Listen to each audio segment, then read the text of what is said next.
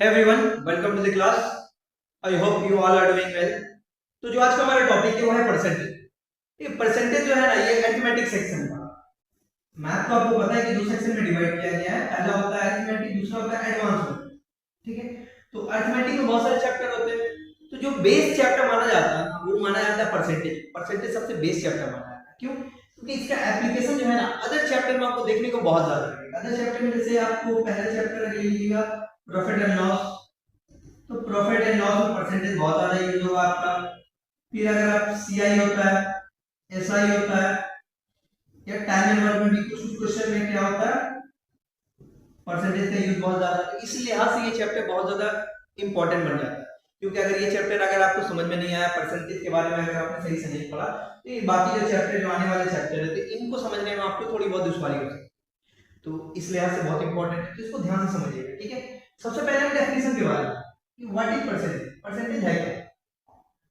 ठीक है, तो परसेंटेज का देखिए डेफिनेशन समझिए। परसेंटेज, देखिए परसेंटेज जो है ना ये वर्ड ये दो सिलेबल से मिलकर बना हुआ, एक है पर और दूसरा है सेंट। ठीक है, पर के मतलब पता है आपको, वन होता है। हम बाजार में जाते हैं ना तो बाजार में हम लोग बोलते हैं कि कोई भी आइटम जैसे आलू है तो पर किलोग्राम प्राइस कितना। ठीक है, तो पर किलोग्राम का मतलब होता है 1 किलो, तो पर मींस होता है 1। ओके, और सेंट एक रूट वर्ड है। सेंट से ही एक वर्ड बनता है जो कि बहुत ज्यादा कॉमन है, आप लोग ने क्रिकेट में सुना होगा सेंचुरी, इसका मतलब होता है 100। ठीक है, सेंट है क्या है, एक रूट वर्ड है जिससे सेंचुरी बनता है, तो सेंट का मतलब होता है 100 बनता है। या हमारे यहाँ क्या होता है इंडिया में, तो रुपए और पैसे चलते हैं, तो रुपए से छोटा क्या होता है डिनोमिनेशन पैसे होते हैं। लेकिन यूएस में क्या होता है आपको पता है कि डॉलर चलता है, तो यूएस में डॉलर से जो छोटा करेंसी होता है उसको बनाया था सेंट, बोला जाता है CENT, सेंट। और वहां पे क्या होता है 100 सेंट इक्वल टू होता है $1। जैसे हमारे इंडिया में क्या होता है 100 पैसे इक्वल टू $1 होता है, उसी तरह यूएस में 100 सेंट इक्वल टू $1 होता है। तो सेंट का मतलब क्या होता है 100 होता है, और पर का मतलब क्या होता है 1। इसका मतलब परसेंटेज क्या हो गया 1 आउट ऑफ 100। ठीक है, यानी 1% को अगर मैं बोलूं तो 1% का मतलब क्या होता है, 1% का मतलब होता है कि 100 में 1। अगर 100 है तो उसमें 1। सिमिलरली 2% का मतलब क्या होगा 100 में 2। ठीक है, तो ये समझ में आया। परसेंटेज का मतलब क्या होता है, किसी भी चीज की कीमत जो है, किसी भी चीज की वैल्यू जो है 100 में कितनी, किसी भी चीज की वैल्यू जो है 100 में कितनी। जैसे अगर मैं एक और एग्जांपल दूं, मान के चलो 10+2 आपने दिया होगा। 10+2 में मान लीजिए कि टोटल मार्क्स जो है, टोटल मार्क्स आपका एग्जाम हुआ 500 मार्क्स का, और आपने कितना मार्क्स लेके आया मार्क्स, और आपका मार्क्स कितना है, आप 400 मार्क्स लेके आए। तो मैं बोलता हूँ कि बताओ कि आप कितना परसेंटेज नंबर लेके आए। ठीक है, तो परसेंटेज का मतलब 100 में बताओ ना। ये तो 400 मार्क्स उसने कितना में लाया, 500 में लाया, तो 100 में कितना नंबर उसने लाया उसमें बताओ। तो ऐसे करके उसको कन्वर्ट करूंगा तो 500 में से कितना नंबर लाया 400 नंबर लाया। तो अगर एक 500 मार्क्स का एग्जाम हुआ तो 400 नंबर लाया, अगर 1 मार्क का एग्जाम हुआ तो कितना आता 400 बटा 500 नंबर लाता। तो 100 मार्क्स का एग्जाम हुआ तो कितना आएगा 400 बटा 500 इंटू 100। ठीक है, करोगे तो 0 0 2 0 कटेगा, 5 से काटोगे 5 8 40, यानी 100 में 80 नंबर लाए, इसीलिए इसको कहा जाता है परसेंटेज। ये क्या होता है हमारा परसेंटेज का साइन होता है, ये याद रखना, ये साइन हमारा साइन ऑफ परसेंटेज, परसेंटेज का ये हमारा साइन होता है। ठीक है, तो परसेंटेज का मतलब होता है कि कोई भी चीज की कीमत 100 में कितनी, वही हमारे परसेंटेज होता है। ठीक है, अब चलिए बेसिक हम आते हैं कन्वर्जन को बनाते हैं।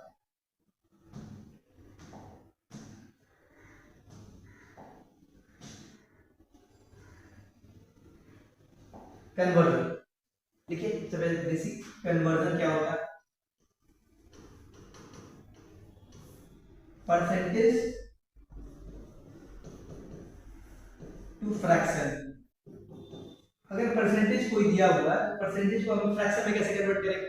इसमें एग्जांपल लेता हूं, छोटा सा एग्जांपल, 20% दिया होगा। ठीक है, तो 20% का वैल्यू फ्रैक्शन में कितना होगा, तो देख लीजिए, याद रखिएगा, जब भी परसेंटेज को मैं अगर फ्रैक्शन में कन्वर्ट करूं, कुछ नहीं करूंगा, 20 लिखूंगा और परसेंटेज के साइन हटेगा 100 से, वो डिवाइड हो जाएगा, तो वो परसेंटेज क्या होगा हमारा फ्रैक्शन में कन्वर्ट। अब अगर सिंपलीफाई होगा तो 1 0 0 कटा 2 2 5 10, यानी 20% का मतलब क्या होगा 1/5। 20% फ्रैक्शन में वैल्यू है और 20% क्या है परसेंटेज में वैल्यू 20, और फ्रैक्शन में उसी का वैल्यू क्या आता है 1/5। अगर मैं बोलूं 25% जब फ्रैक्शन वैल्यू क्या होगा बताइए तो आप क्या करोगे 25 लिखोगे, परसेंटेज हटाओगे, नीचे में 100 दे दोगे, 25 से 25, 25 हो गए 100। इसका मतलब 25% का मतलब कितना होता है फ्रैक्शन में 1/4 होता है। ठीक है, सिमिलरली अगर मैं बोलूं 20% हो गया, 25% हो गया, अगर मैं बोलूं 30% का मतलब क्या होता है फ्रैक्शन में बताइए तो 30% का मतलब कितना होता है 30 लिखिएगा और परसेंटेज हटेगा तो 100 से डिवाइड होगा, 1 0 0 कट जाएगा तो 3/10 होगा फ्रैक्शन वैल्यू। इसका मतलब हमने क्या सीखा कि परसेंटेज से फ्रैक्शन में आना है कुछ नहीं करना, परसेंटेज के साइन हटाना और 100 से डिवाइड कर देना, बेसिक सिंपल है। ठीक है, एक और एग्जांपल जैसे 16 से 2/3% है, इसको अगर बोला कि फ्रैक्शन में कन्वर्ट कीजिए। ठीक है, फ्रैक्शन में देखिए ऑलरेडी पता फ्रैक्शन में लेकिन परसेंटेज का साइन है, परसेंटेज को हमको हटाना है, तो परसेंटेज को हटाना तो कैसे करें, आपको पता है कि इसको क्या कहेंगे, इसको मिक्स फ्रैक्शन कहते हैं। तो अगर ऐसे 16/3% इसका मतलब क्या करेंगे तो 3 को पहले 16 से मैं मल्टीप्लाई करूंगा, 3 × 16 कितना होगा, 3 × 16 कितना होगा 48 होगा। फिर क्या करूंगा उसको ऊपर वाले जो नंबर उसको ऐड कर दूंगा, डिवाइडेड बाय 3 कितना परसेंट हो जाएगा कन्वर्ट होकर, 48 प्लस 2 कितना होगा 50/3%। तो ये मिक्स फ्रैक्शन था, इसको मैंने पहले क्या किया सिंगल फ्रैक्शन में कन्वर्ट कर लिया। अब परसेंटेज हटाऊंगा तो पता है आपको कि परसेंटेज हटेगा तो क्या होगा, नीचे में 100 जाएगा, नीचे में 100 लिख लो, 50 से 50, 50 दूनी 100, ऊपर में कितना आ जाएगा 1, नीचे में 3 दूनी 6। ठीक है, ये क्या होगा हमारा परसेंटेज से मैंने फ्रैक्शन में कन्वर्ट कर लिया। तो कुछ नहीं होता, सिंपल क्या होता है अगर मिक्स फ्रैक्शन है तो पहले सिंगल फ्रैक्शन में कन्वर्ट कर लो, फिर बाद में 100 से डिवाइड करके परसेंटेज हटाना। ठीक है, एक और अगर मैं एग्जांपल देता हूं 14 से 2/7% है, इसको अगर फ्रैक्शन में कन्वर्ट करने को बोले तो क्या करेंगे, पहले 7 को 14 से मल्टीप्लाई करेंगे, 14 से 98 प्लस 2 करेंगे तो 100/7 होगा परसेंटेज। अब परसेंटेज हटाओगे तो क्या होगा, नीचे में 100 आ जाएगा, कट जाएगा, इसका मतलब 1/7, यानी क्या हुआ हमारा 14 से 2/7% का फ्रैक्शन वैल्यू कितना होता है 1/7 होता है। तो ये हमारा हुआ क्या परसेंटेज से फ्रैक्शन में कन्वर्ट करूंगा, बेसिकली कुछ भी नहीं होता, परसेंटेज से फ्रैक्शन में कन्वर्ट करने के लिए आपको परसेंटेज का साइन हटाइए और 100 से डिवाइड करिए। ओके, नेक्स्ट आपका आएगा फ्रैक्शन टू परसेंटेज। फ्रैक्शन को परसेंटेज में कैसे कन्वर्ट करेंगे, देखिए फ्रैक्शन टू परसेंटेज। अब जैसे एग्जांपल दीजिए, देखिए 1/5 मुझे दिया हुआ 1/5, तो 1/5 क्या एक फ्रैक्शन में, ठीक है, फ्रैक्शन का मतलब क्या होता है बटे, numerator by denominator a by b उस फॉर्म में आ गया। तो 1/5 मेरा एक फ्रैक्शन है, इसको बोला कि परसेंटेज में कन्वर्ट कीजिए। तो अगर फ्रैक्शन को परसेंटेज में कन्वर्ट करने के लिए बोला तो कुछ नहीं करेंगे, 100 से मल्टीप्लाई करेंगे और परसेंटेज का साइन दे देंगे, तो काटो 5 दूनी 10, 20% आ गया, 1/5 का मतलब कितना होता है 20% होता है। आपको बोला है कि 1/4 को एक फ्रैक्शन है, इसको परसेंटेज में कन्वर्ट कीजिए, तो 1/4 को परसेंटेज में कन्वर्ट करने के लिए क्या करेंगे 100 से मल्टीप्लाई करके परसेंटेज का साइन दे देंगे, 100 को 4 से काटोगे तो 25 दफे जाएगा, यानी 25%। ठीक है, ऐसे कर दीजिए, आपको 2/5 दिया होगा, 2/5 को परसेंटेज में कन्वर्ट करना है तो 100 से मल्टीप्लाई कीजिए, परसेंटेज का साइन दे दीजिए, तो 5 से काटिएगा तो 20, 20 दूनी कितना हो जाएगा 40% आ जाएगा। ठीक है, उम्मीद करता हूँ आपको ये बेसिक समझ में आ गया होगा।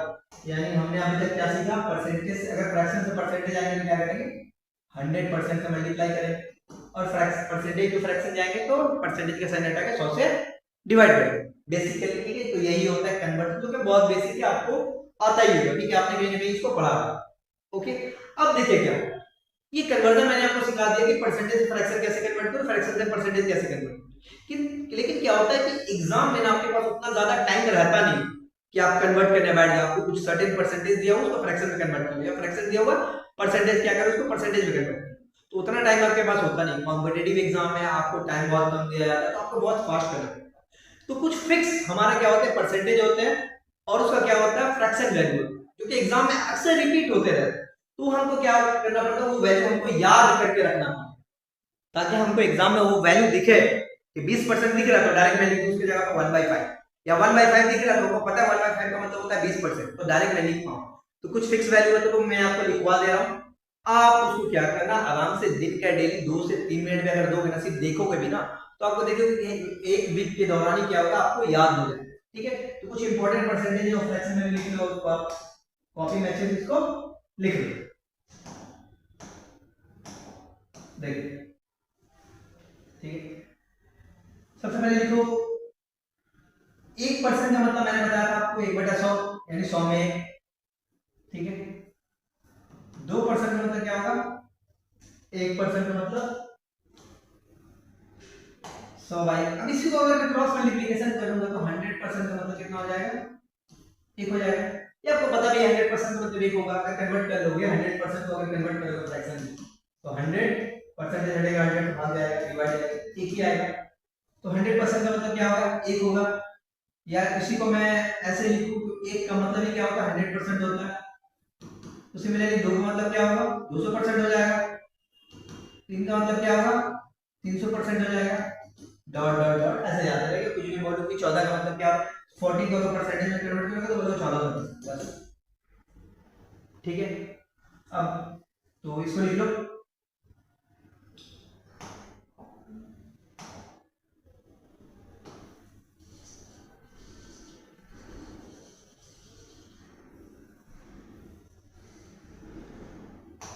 ठीक है, देखो लिखना। 1 का मतलब होगा 100%, 1/2 का मतलब होता है 50%, 1/3 का मतलब होता है 33 एंड 1/3%। ये इसी को आपको डेसिमल में बोला जाता है 33.33% भी बोला जाता है। ठीक है, कोई एक याद करो। 1/4 का मतलब 25%, 1/5 का मतलब 20% 1/6 का मतलब 16 से 2/3%, 1/7 का मतलब 14 से ही 2/7%, 1/8 का मतलब 12 से ही 1/2%। ठीक है, 1/9 का मतलब 11 से 1/9%, 1/10 का मतलब 10% होगा, 1/11 का मतलब 9 से ही 11%, 1/12 का मतलब 8 से 1/3%, 1/13 का मतलब 7 से 9/13%, 1/14 का मतलब होता है 7 से 1/7%, 1/15 का मतलब होता है 6 से 2/3%, 1/16 का मतलब होता है 6 से 1/4%। फिर डॉट डॉट डॉट 1/17 1/17 1/18 1/19 उतना इंपॉर्टेंट नहीं, क्योंकि ज़्यादा पूछे नहीं आता। लिखो 1/20 का मतलब 5%, 1/24 का मतलब 4 से ही 1/6%। ठीक है, तो ये कुछ बेसिक परसेंटेज है और उनका फ्रैक्शन वैल्यू है जो कि एग्जाम में अक्सर रिपीट होते हैं, तो आपको ये वैल्यू याद होना। अब देखो याद कैसे करोगे इसको, याद ऐसे अगर परसेंटेज फ्रैक्शन याद करोगे ना तो थोड़ा दुश्वारी होगी, लेकिन अगर फ्रैक्शन का परसेंटेज करोगे तो ज्यादा आसानी है, क्योंकि एक सीक्वेंस में चलते देखो ना 1/2 1/3 1/4 1/5, तो ऐसे याद करो कि 1/2 का मतलब 50%, 1/3 का मतलब 33 एंड 1/3% या 33.33%, 1/4 मतलब 25%, 1/5 मतलब 20%, 1/6 मतलब 16.23%, 1/7 मतलब 14 से 2/7%। ऐसे आप क्या करोगे, याद करते रहो। ठीक है, एक छोटा छोटा टारगेट ले लो ना, पहले 1 से लेकर 1/5 तक याद करो, फिर 1/6 से लेकर 1/10 तक याद करो। ऐसे देखो छोटा छोटा टारगेट लोगे, डेली करोगे तो एक वीक के दौरान ही आपको क्या होगा, पूरा का पूरा कंप्लीट याद हो जाएगा। और ट्रस्ट मी, ये आपको याद करना ही पड़ेगा, क्योंकि ये बहुत इंपॉर्टेंट है। याद नहीं करोगे तो एग्जाम में आपको क्वेश्चन में अच्छा खासा समय बिता दोगे, लगा दोगे। ठीक है, इसको याद करोगे तो क्या होगा, क्वेश्चन आपको देखोगे कि थोड़ा सा क्या होगा, टाइम आपका कम लगेगा या आपका टाइम बच जाएगा। ठीक है, अब देखिए ये जो होता है ना, इसको कहा जाता है बेसिक फ्रैक्शन भी कहा जाता है। कुछ होते हैं डेराइव्ड फ्रैक्शन, जो वो भी बहुत ज्यादा इंपॉर्टेंट है। ठीक है, वो लिखो 3/8 का मतलब होता है 37 एंड 1/2%, 5/8 का मतलब से 1/2%, फिर होता है 4/7 57 एंड 1/7%, 5/7 71 एंड 3/7%, फिर 5/6 होता है 83 एंड 1/3%। ये वैल्यू जो है ये बहुत इंपॉर्टेंट है, वेरी वेरी इंपॉर्टेंट, इनको आप लिख लो। ठीक है, ये वैल्यू बहुत ज्यादा इंपॉर्टेंट है, एग्जाम में अक्सर रिपीट होते रहते हैं। ओके,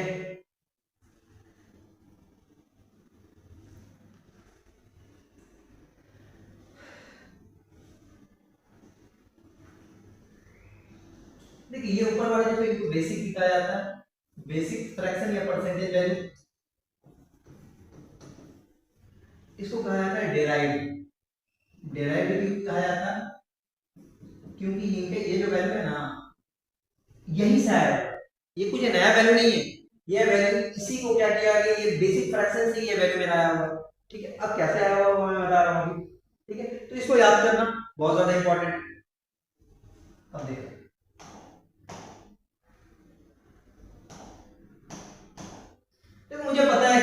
1/3 का मतलब कितना होता है 33 या 1/3% होता है। अगर आपको वैल्यू दिया हो मान लीजिए 2/3, मुझे पता है कि 1/3 का परसेंटेज वैल्यू कितना होता है 33 या 1/3%। अब अगर मुझे कोई नंबर दिया तो 2/3 को क्या करना परसेंटेज में कन्वर्ट करना, 2/3 को परसेंटेज में कन्वर्ट करना। तो दो तरीके होते हैं, एक तो क्या करोगे फ्रैक्शन है परसेंटेज में कन्वर्ट करने के लिए क्या करोगे 100% से मल्टीप्लाई कर दो। अब देखो कट रहा है नहीं कट रहा तो ऊपर में कितना होगा 200/3%। अब 200 को 3 से अगर डिवाइड करो तो कितना आएगा 66 एंड 2/3% कितना आ जाएगा। ये तो हमारा बेसिक मेथड है फ्रैक्शन को परसेंटेज में कन्वर्ट करने की। लेकिन ये जो वैल्यू है ये करने के लिए हमको इसको डिवाइड करने का या मल्टीप्लाई करने की कोई जरूरत ही नहीं। कैसे नहीं, देखो ये 2/3 का मुझे वैल्यू निकालने का वाला परसेंटेज, तो 2/3 को मैं ऐसे लिख सकता हूं 2 × 1/3। 2 × मैं क्या कर रहा हूं ना कि ऊपर वाला जो है 2 को अलग कर लेता हूं 2 × 1/3 लिख ले रहा हूं। अब देखिए 1/3 का परसेंटेज वैल्यू मुझे पता है 1/3 का परसेंटेज वैल्यू क्या होगा 33 या 1/3%। तो इसका मतलब क्या होगा 2 × इसको मैंने रिप्लेस कर दिया 33 या 1/3%। अभी हमारा क्या होगा 2 को क्या करो 33 से मल्टीप्लाई करो कितना होगा 66, फिर 2 को 1/3 से मल्टीप्लाई करो कितना होगा 2/3%। ये हमारा डायरेक्ट वैल्यू हो गया। ठीक है, इसके लिए मुझे क्या 100% लिख के मल्टीप्लाई करने की कोई जरूरत ही नहीं पड़ा। ऐसा हो जैसे 1/5 का वैल्यू आपको पता है 20%। अगर मैं बोलूं 2/5 का वैल्यू बताओ तो अब क्या करूं ऊपर वाला नंबर बेटे याद रखो कुछ नहीं करना, ऊपर वाले को बस वहां पे क्या करो जो भी नंबर दो अलग करके सिर्फ 1 लेना है। तो 2/5 को मैं लिख सकता हूं 2 × 1/5। ठीक है, तो 1/5 का मतलब कितना परसेंट होगा 20%। तो 20% का डबल करोगे 40% हो जाएगा। अब देखो 2/5 को आप कन्वर्ट करोगे अगर आप ठीक है 100 से मल्टीप्लाई करके तभी क्या आएगा 40% ही आएगा। सिमिलरली अगर ऐसे दिया हुआ कि 3/5 का मतलब कितना होगा तो कुछ मतलब 3 × 1/5 लिख लो 1/5 का मतलब कितना होगा 20%। तो 3 × 20 का मतलब कितना हो जाएगा 60% हो जाएगा। ठीक है, बहुत सारा वैल्यू 5 हो गया 6 7 पे आता है 1/7 का मतलब कितना होता है 14 से 2/7% होता है। ठीक है, तो अगर आपको 3/7 दिया होगा ठीक या छोड़िए इसको ऐसे करो 4/7 दिया होगा तो 4/7 को मैं ऐसे लिख सकता हूं 4 × 1/7 और 1/7 का मतलब क्या है 14 से 2/7%।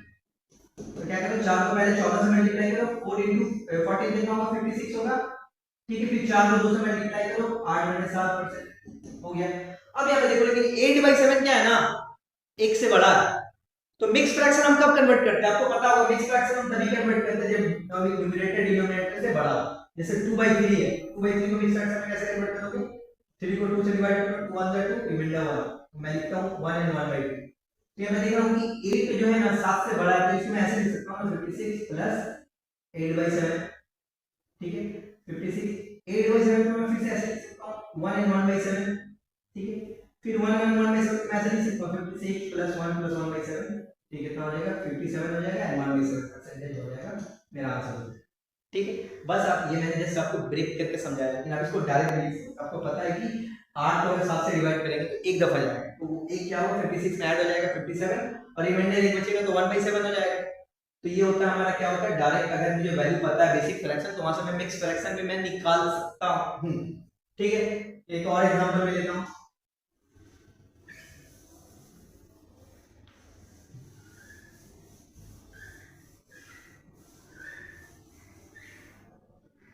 ठीक है, ये देखिए 5/6 का वैल्यू दिया हुआ कैसे करना 5/6 को मैं क्या कर रहा हूं 5 × 1/6 लिख ले रहा हूं 1/6 का वैल्यू कितना है पता है मुझे 16 से 2/3% 16 and 2/3।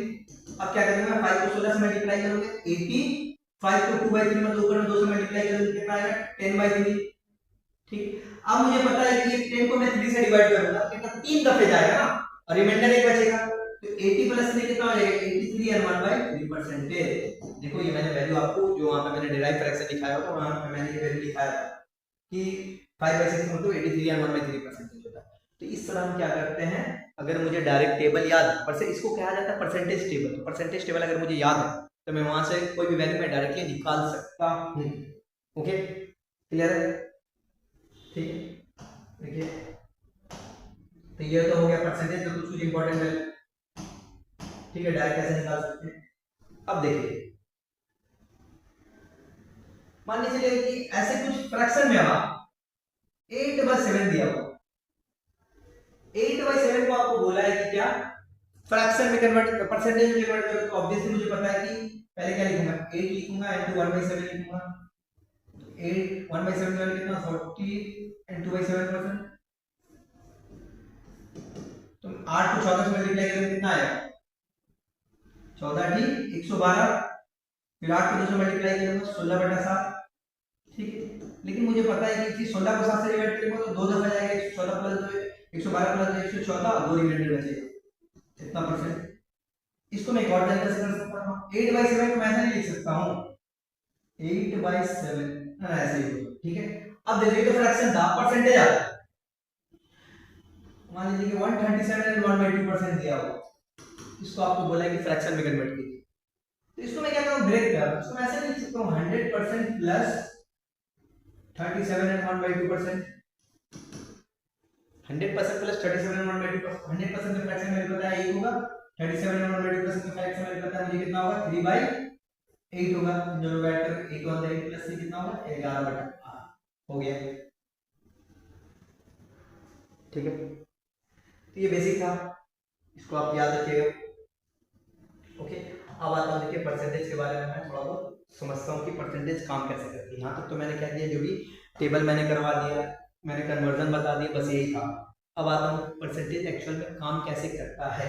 देखो मान लीजिए कि मैंने एक ये लिया, ठीक है, एक पानी का एक जार ले लिया, इसमें मैं 2 3 4 मैं मार्किंग कर दे रहा हूँ, मैंने 5 लीटर में पानी भर दिया, ठीक है, 5 लीटर में पानी भर दिया, मतलब 5 लीटर कैपेसिटी है,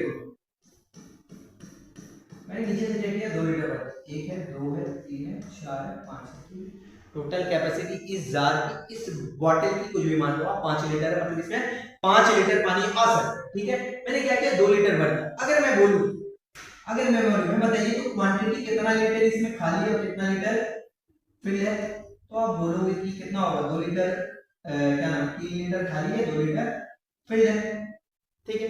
लेकिन मैं इसी को बोलूं कि अगर आप फ्रैक्शन में मुझे बताइए, ठीक है, फ्रैक्शन में बताइए कि कितना पार्ट जो है इसमें भरा हुआ, कितना पार्ट खाली है, तो आप फ्रैक्शन में बोलेंगे कितना पार्ट खाली है, तो बोलेंगे टोटल कैपेसिटी तो 5 लीटर का है, इसमें से 3 लीटर खाली है, फ्रैक्शन में क्या होगा 3/5 पार्ट मेरा खाली है। या अगर मैं बोलूं फिल कितना है, तो आप बोलोगे कि टोटल कैपेसिटी 5 है, उसमें से 2 लीटर ही फिल है, तो 2/5 पार्ट क्या है मेरा भरा हुआ है। यहां से मैंने क्या सीखा, जब भी मैं किसी नंबर को या किसी चीज को फ्रैक्शन में कन्वर्ट करता हूं तो नीचे वाला वैल्यू जो होता है वो होता है टोटल वैल्यू होता है या ओरिजिनल वैल्यू होता है।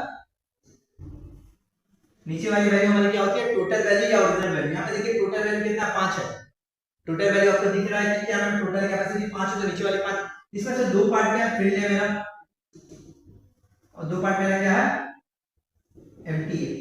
इसका मतलब मैंने क्या सीखा, कोई भी नंबर अगर फ्रैक्शन में होता है ना, तो फ्रैक्शन में जो नीचे वाला वैल्यू है वही टोटल वैल्यू, ठीक है। एक और एग्जांपल में पिज्जा लेता हूं, मैं पिज्जा के मैं 4 स्लाइसेस कर देता हूं, ठीक है, पिज्जा के मैं 4 स्लाइसेस कर दे रहा हूं, मान लो कि एक स्लाइस मैं खा गया, एक स्लाइस मैं खा, अगर मैं इसी को बोलूं तू क्या नाम है ये बताओ तो कितना पार्ट मैंने खा लिया, तो आप बोलोगे 4 स्लाइसेस है उसमें से एक खाया मैंने, तो रिमेनिंग कितना है भैया, तो आप बोलोगे कि टोटल 4 स्लाइसेस से एक खा गया, 3 बचा ना, 3 बचा ना, तो नीचे वाले वैल्यू क्या है देखो टोटल वैल्यू क्या है, टोटल कितने स्लाइसेस 4 स्लाइसेस, तो ये मेरा क्या हुआ ओरिजिनल वैल्यू बोल लो या टोटल वैल्यू बोल लो, ठीक है। तो फ्रैक्शन उम्मीद करता हूं समझ में आया होगा। एक और एग्जांपल दूं, मान लो कि मेरे पास कुछ रुपए है, मेरे पास कुछ रुपए है, उसका मैंने क्या किया 5/12 पार्ट किसी को दे दिया, किसी को उधार दे दिया, किसी को बोरो कर दिया, किसी को क्रेडिट पे दे दिया। मान लीजिए मेरे पास कुछ रुपए थे, मैंने 5/12 पार्ट किसी क्या किया किसी को क्रेडिट पे दे दिया, तो पूछ रहा है कि बताओ कि मेरे पास रिमेनिंग कितना बचा है, तो आप बोलोगे यार इसका मतलब क्या होता है 5/12 का मतलब क्या होता है टोटल वैल्यू मेरे पास, यानी टोटल अगर आप मान लो कि आपके पास 12 रुपए हैं, तो उसमें से आप क्या कहते हैं आपने क्या किया कि 5 रुपए किसी को दे दिया, तो आपके पास बचे कितने 12 में से 5 माइनस कर दोगे आपके पास 7 बचे आउट ऑफ 12, ठीक है। तो नीचे वाली वैल्यू क्या मेरा ओरिजिनल वैल्यू और 7 मेरा पास बचा, ओके। अब आइए परसेंटेज के बाद देखिए 20% का मतलब क्या होता है? 20% का मुझे पता है फ्रैक्शन वैल्यू कितना होता है 1/5 टेबल से आगे आता है। ठीक है, अभी हमने क्या सीखा कि फ्रैक्शन में जो नीचे वाले वैल्यू वही वैल्यू क्या होता है ओरिजिनल वैल्यू, ओरिजिनल वैल्यू में शॉर्ट करेंगे। ठीक है, या इसको लिख लो इनिशियल वैल्यू, या इसी को कहा जाता है टोटल वैल्यू। तो आप बोलोगे कि एक क्या है फिर, तो नीचे वाले वैल्यू क्या है मेरे पास 5 क्या है मेरा टोटल वैल्यू ओरिजिनल वैल्यू या इनिशियल वैल्यू, एक क्या है। अब देखिए ये 5 जो है इस 5 का अगर आप 20% निकालोगे तब एक आएगा। देख लो इस 5 का अगर आप 20% निकालोगे तो कितना आएगा, 5 × 20% का मतलब 1/5 होगा, काट दोगे एक आ जाएगा। यानी 20% का मतलब 1/5 होता है। यानी अगर मेरे पास टोटल 5 रुपए है, मान के चलो मेरे पास टोटल अगर 5 रुपए है तो 5 रुपए का 20% एक होगा, 5 रुपए का 20% एक होगा। बस अब इतना याद करके रखो कि नीचे वाली वैल्यू क्या होती है हमारी ओरिजिनल वैल्यू टोटल वैल्यू। ठीक है, एक और एग्जांपल लेता हूं। मैं बोल रहा हूं कि एक नंबर जो है ना 25% इंक्रीज हो गया, 25% बढ़ गया, तो पूछा कि इनिशियल वैल्यू बताओ और फाइनल वैल्यू क्या होगी। 25% का फ्रैक्शन वैल्यू कितना होता है 1/4। इसका मतलब मेरा ये जो 4 है यही मेरा इनिशियल वैल्यू है। मैंने अभी बताया कि इनिशियल बोल लो, इसको फाइनल बोल लो, या इसको टोटल बोल लो, या इसको ओरिजिनल वैल्यू बोल लो। तो इनिशियल वैल्यू मेरा कितना है 1/4 है। अब क्या 25% इंक्रीज हो रहा है, इंक्रीज होगा तो ऊपर में क्या करूंगा प्लस दे दूं। यानी इनिशियल वैल्यू मेरा कितना है 4 है, फाइनल वैल्यू कितना होगा मेरा 4 में 1 जोड़ दो आप, कितना हो जाएगा 4 + 1 5 हो जाएगा। ठीक है, या अगर मैं इसी को बोलता हूं एक नंबर है ना 16/3% डिक्रीज होगा, तो 16/3% का फ्रैक्शन वैल्यू कितना होगा 1/6। इसका मतलब मेरा इनिशियल वैल्यू कितना डिक्रीज हो रहा है तो ऊपर में माइनस दे दो, इसका मतलब मेरा इनिशियल वैल्यू कितना 6 होगा, तो फाइनल वैल्यू कितना होगा इनिशियल वैल्यू मेरा 6 उसमें से 1 डिक्रीज हो गया, कितना हो 6 - 1 5 हो गया। ठीक है, ऑब्वियसली एग्जैक्ट वैल्यू नहीं है, एक रेशियो है, तो इसलिए मैं इसको यूनिट मान के चलता हूं। ओके,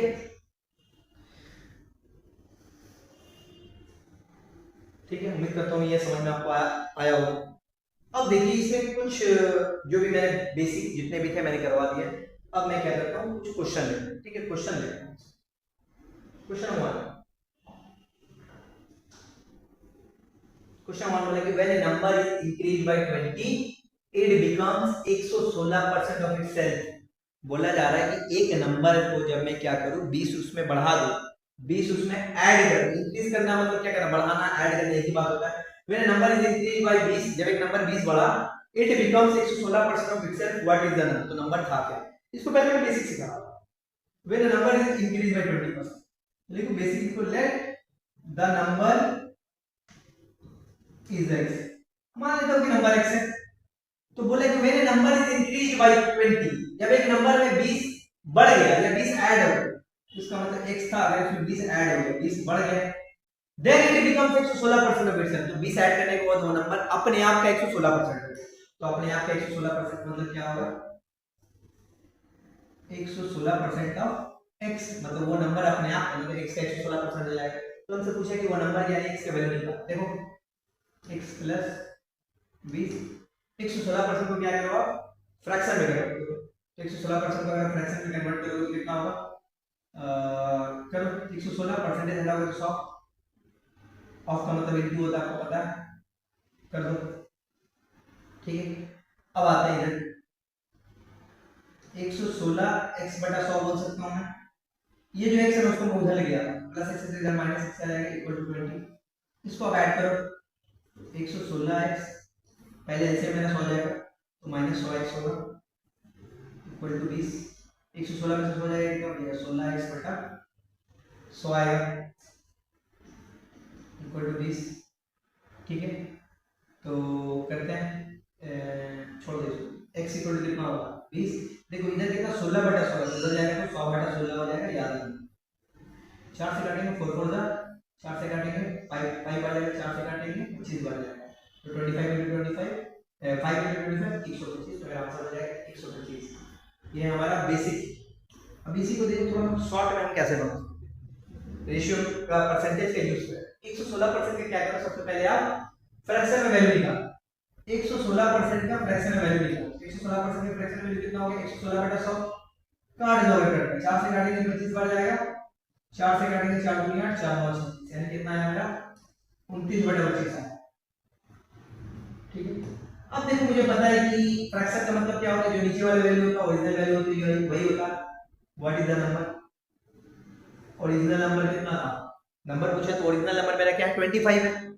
ऊपर में दिख रहा हूं तो ऊपर में नंबर कितना दिख रहा है 29 दिख रहा है, यानी ओरिजिनल तो नंबर कितना था 25 था, अभी 29 हो गया। 29 कैसे हो गया भैया, मेरा नंबर तो 25 था ना शुरू में, तो 29 कैसे हो गया, इसका मतलब इसमें क्या किया गया 4 ऐड किया गया। मैंने अभी ना बताया कि जस्ट नीचे वाला नंबर ही मेरा ओरिजिनल नंबर होगा या एक्चुअल वैल्यू होगा, तो एक्चुअल नंबर कितना 25 था, लेकिन अभी ऊपर 29 दिखा रहा है, 29 कैसे होगा 4 ऐड किया होगा ना। लेकिन क्वेश्चन में क्या बोलता है कि नहीं 20 ऐड किया है, मैं बोल सकता हूं ये जो 4 है ना इसको मैं यूनिट में लेगा, 4 यूनिट का मतलब क्या होगा 20 होगा। मैं बोल रहा हूँ कि 4 ऐड किया गया, मतलब ये देखो ये रेशियो है, ठीक है, एग्जैक्ट वैल्यू नहीं है। रेशियो क्यों, क्योंकि ये सिंपलीफाई करने पर आया, ठीक है, काटने के बाद आया, इसलिए एग्जैक्ट वैल्यू नहीं। तो मेरा 4 यूनिट ऐड किया है, मतलब आप क्या करते हैं रेशियो में x मानते थे ना, x ना मान के मैं यूनिट मान रहा हूं, तो 4 यूनिट का मतलब 20 है। आपसे पूछा कि व्हाट इज द नंबर, तो नंबर तो एक्चुअल नंबर कितना है 25 यूनिट है, तो 4 यूनिट की वैल्यू 20 है, तो हमको 25 यूनिट की वैल्यू निकालना है, तो इसको कहते हैं रूल ऑफ 3 मेथड। तो 4 यूनिट की वैल्यू 20 है, 1 यूनिट की वैल्यू कितना होगा बताओ, 1 यूनिट की वैल्यू ऑब्वियसली कम आएगा, 4 यूनिट की वैल्यू अगर 20 है तो 1 यूनिट की वैल्यू क्या कम आने के लिए क्या करते हैं आप डिवाइड करो, तो 20/4। तो हमसे पूछे कि 25 यूनिट की वैल्यू क्या होगा, तो 25 यूनिट की वैल्यू क्या होगा, इसमें ये क्या काट सकते हो, कितना है 5 है, 1 यूनिट की वैल्यू 5, 25 यूनिट की वैल्यू क्या होगा ज्यादा ना चाहिए, इसको मल्टीप्लाई कर दो ना, 5 से 25 कर दोगे 125 आंसर। ये देखिए शॉर्ट में हो जाएगा option C. Okay, question number 2, if 66 and 2/3% of 75% of 1/8 of a certain number is 179, then 33 and 1/3% of 3/4 of that number। अच्छा क्वेश्चन देखो, मतलब भाई बहुत सिंपल क्वेश्चन है, आपको लगेगा हार्ड है।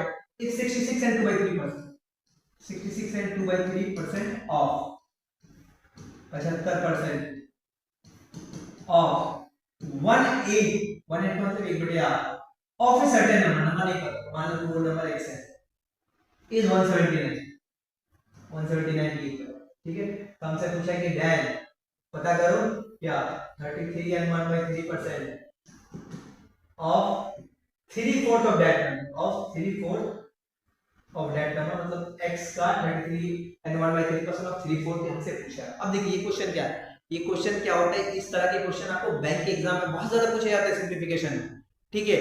ये क्वेश्चन में आप अपना अच्छा खासा समय आप गंवा सकते हो या बर्बाद कर सकते हो। अगर आपको लेकिन परसेंटेज की वैल्यू डायरेक्ट याद है तो इसको वैल्यू आप क्या करें बहुत आसानी से बहुत इजीली आप बना सकते हो, कैसे देखिए, ठीक है।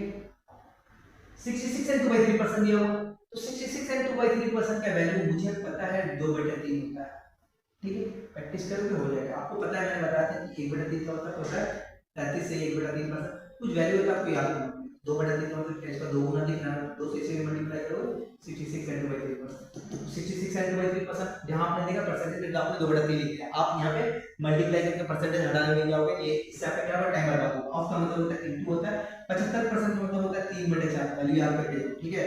75% कन्वर्ट करोगे तो कितना होगा 75/100, 25 से 75 25 के 100 3/4 होगा, of 1/8 into 1/8 into x equal to 179 solve करते हैं, ठीक है। अब देखते हैं, आपको पता है कि ऊपर ऊपर नीचे नीचे कटता है इक्वल के ये दोनों साइड में, तो कितना होगा आपका पहले 2 से काट दें, 2 to 4 3 3 कट गया, ठीक है। तो ऊपर में कितना है x, नीचे में है 16 8 दूनी 16 170, x इक्वल कितना हुआ 179 into 16 होगा, ठीक। आपको इसको मल्टीप्लाई करने की कोई जरूरत नहीं, क्योंकि आपको x का वैल्यू नहीं पूछा, आपको बोला कि 33% of 3/4 into x, तो 33 और 1/3% का मतलब फ्रैक्शन में कितना होता है 1/3 होता है, ऑफ का मतलब इंटू दे दो 3/4, x का वैल्यू कितना है आपका 179 into 16, 179 into 16 लिख दो आप।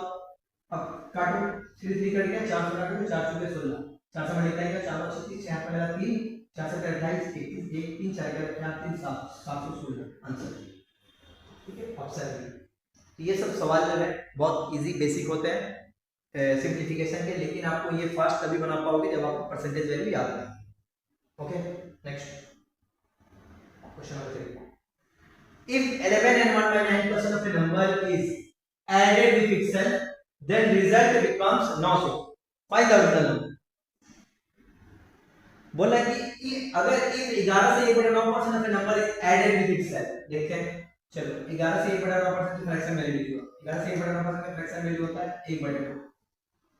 तो यहाँ से मुझे क्या समझ में आया, मेरा ओरिजिनल नंबर क्या है 9 है। ठीक, क्वेश्चन पढ़ते हैं। If 11 and 1/9% of a number is added with itself, बोल रहा है कि एक नंबर है, ठीक है, 11 से 1/9% फ्रैक्शन में कन्वर्ट के लिए तो 1/9 है। तो हमारा ओरिजिनल नंबर कितना 9 है। तो बोला 9 में अगर ऊपर वाला जो नंबर है 9 का 11 से 1/9% मतलब 1, 9 में अगर मैं 1 ऐड कर दूं ऊपर प्लस है तो 9 में 1 ऐड करने पर कितना होगा, प्लस 1 कितना होगा 10 यूनिट होगा। तो बोला कि 9 में अगर आप 1 यानी 1 ऐड कर दोगे तो आपको क्या हो जाएगा, रिजल्ट कितना आएगा, आपको 900 आ जाएगा। लेकिन मैं देख रहा हूं कि ऐड करने पर 10 यूनिट आ रहा है, इसको 10 यूनिट का मतलब कितना होगा 900 होगा। ओके, तो हमसे पूछा कि फाइंड द ओरिजिनल नंबर, या ओरिजिनल नंबर कितना 9 यूनिट का वैल्यू पूछा था। तो 10 यूनिट का वैल्यू 900 है, 1 यूनिट का वैल्यू कितना होगा पता है, डिवाइड करोगे तो 900 को 10 से डिवाइड करोगे कितना आएगा, लिख लो 900 बटा 10, इसका मतलब 90 आएगा। 1 यूनिट का वैल्यू अगर 90 है तो 9 यूनिट का वैल्यू कितना होगा, 9 यूनिट का वैल्यू ज्यादा होगा, 90 को 9 से मल्टीप्लाई कर दो 810 हो जाएगा। ठीक है, 810%। देखो आपको पता है ना कि मान के चलो कि एक अंडे की प्राइस अगर मुझे पता है 5 रुपए, तो हमसे कोई बोला कि 8 अंडा का प्राइस कितना होगा, एक का पता है तो 8 को तो मल्टीप्लाई करो ना, 8 45, तो इसलिए 1 यूनिट का वैल्यू 90 था तो 9 यूनिट का वैल्यू क्या होगा, मल्टीप्लाई करेंगे। 4 Puneet scored 175 marks in a test and failed by 35 marks. बोला कि पुनीत जो है ना, पुनीत ने किसी टेस्ट में 75 नंबर लेके आया और 35 नंबर से फेल हो गया। 35 नंबर से फेल हो गया, इसका मतलब क्या हो रहा है कि अगर 35 नंबर और थोड़ा ज्यादा ला दिया होगा तो पास हो जाता। इसका मतलब बताओ तो मुझे पासिंग मार्क्स कितना होगा।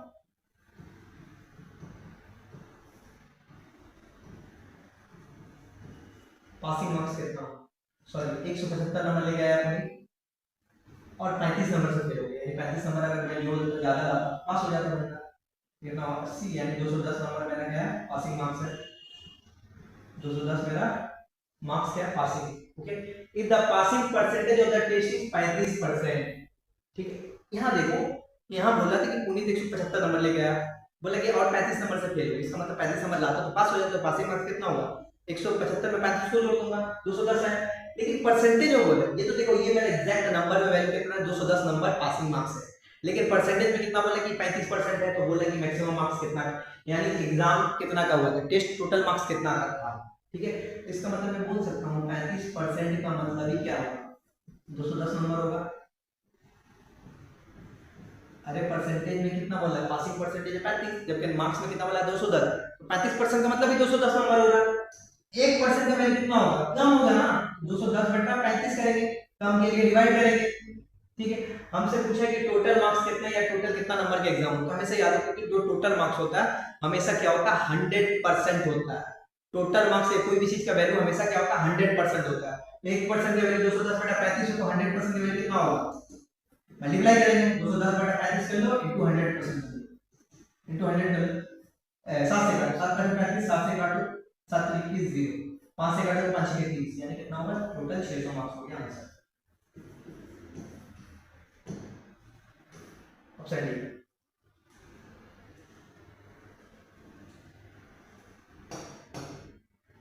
Next question number 5। In an examination there were 1000 boys and 800 girls। बोला कि एक एग्जाम हुआ, एग्जाम में वहां पे क्या थे 1000 लड़के थे और 800 लड़कियां थी। 60% of the boys and 50% of the girls passed। बोला कि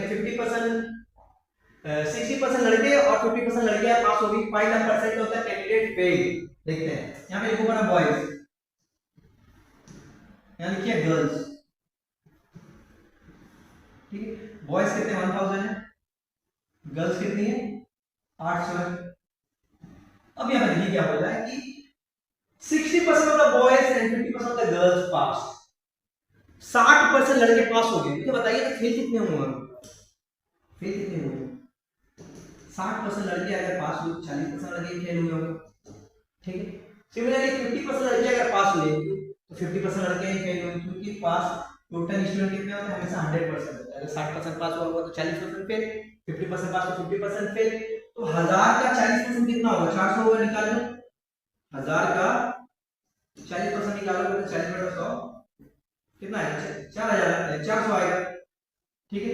सिमिलरली 800 का 50% निकालोगे तो कितना आएगा, निकाल देना, साइड में 400 आएगा। ठीक है। हमसे बोला है कि बताइए कि कितने परसेंटेज कैंडिडेट फेल हुए। तो पहले देख लो कि टोटल कितने कैंडिडेट फेल हुए। तो लिखो फेल कैंडिडेट। फेल कैंडिडेट मतलब कैंडिडेट मतलब दोनों, लड़के लड़के दोनों मिलाकर 400 लड़के फेल हुए और 400 लड़के फेल हुए, तो टोटल 800 कैंडिडेट फेल हुए। हमसे पूछा है कि बताओ कि फेल परसेंटेज बताइए आप, कितने परसेंट स्टूडेंट फेल हुए, कितने परसेंट स्टूडेंट फेल हुए। तो टोटल स्टूडेंट कितने फेल हुए, 800, और टोटल स्टूडेंट है कितने, तो 1000 लड़कियां हैं, 800 1000 लड़के 800 लड़कियां, तो टोटल स्टूडेंट 1800। इसका मतलब मैं बोल सकता हूं कि 1800 में टोटल 800 लोग फेल हुए। तो हमसे पूछा परसेंटेज, तो 100 में कितने होंगे, 100 से मल्टीप्लाई करो। जब भी ऐसा परसेंटेज कैलकुलेट करने को बोले ना, तो पहले आप ये निकालिए टोटल कितने लोग फेल हुए, 800 divided by total student into 100। Okay, simplify करो, 2 0 2 0 कटेगा, 2 से काटो 2 9 18, 2 से काटो 400, 400 बटा 9, 400 बटा 9 को फ्रैक्शन में कन्वर्ट करो तो कितना होगा, 9 चौके 36, 4 बार जाएगा, फिर 4 बार जाएगा, 9 चौके 36, ठीक है। तो 44 ऑप्शन मिला है, इसकी ऑप्शन 44 है, 44 को मेरा आंसर होगा 4%, मैं ज्यादा नहीं, ठीक है, 44.4%। ओके,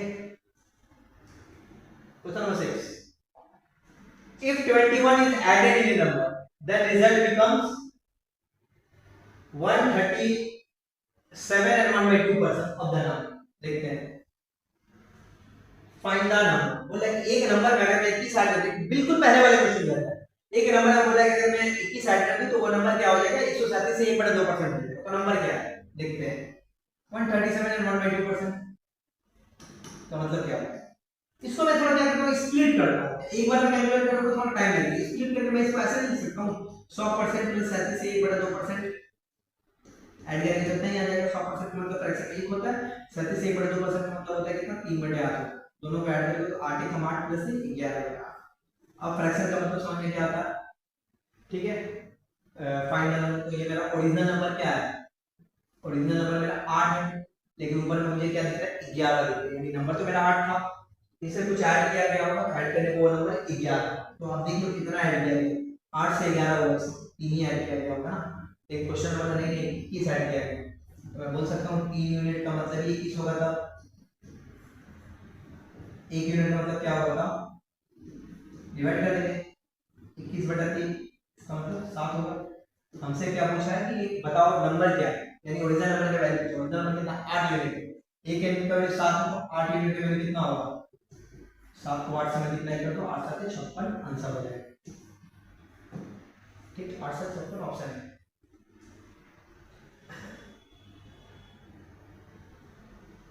आगे बढ़ते हैं, क्वेश्चन नंबर 7,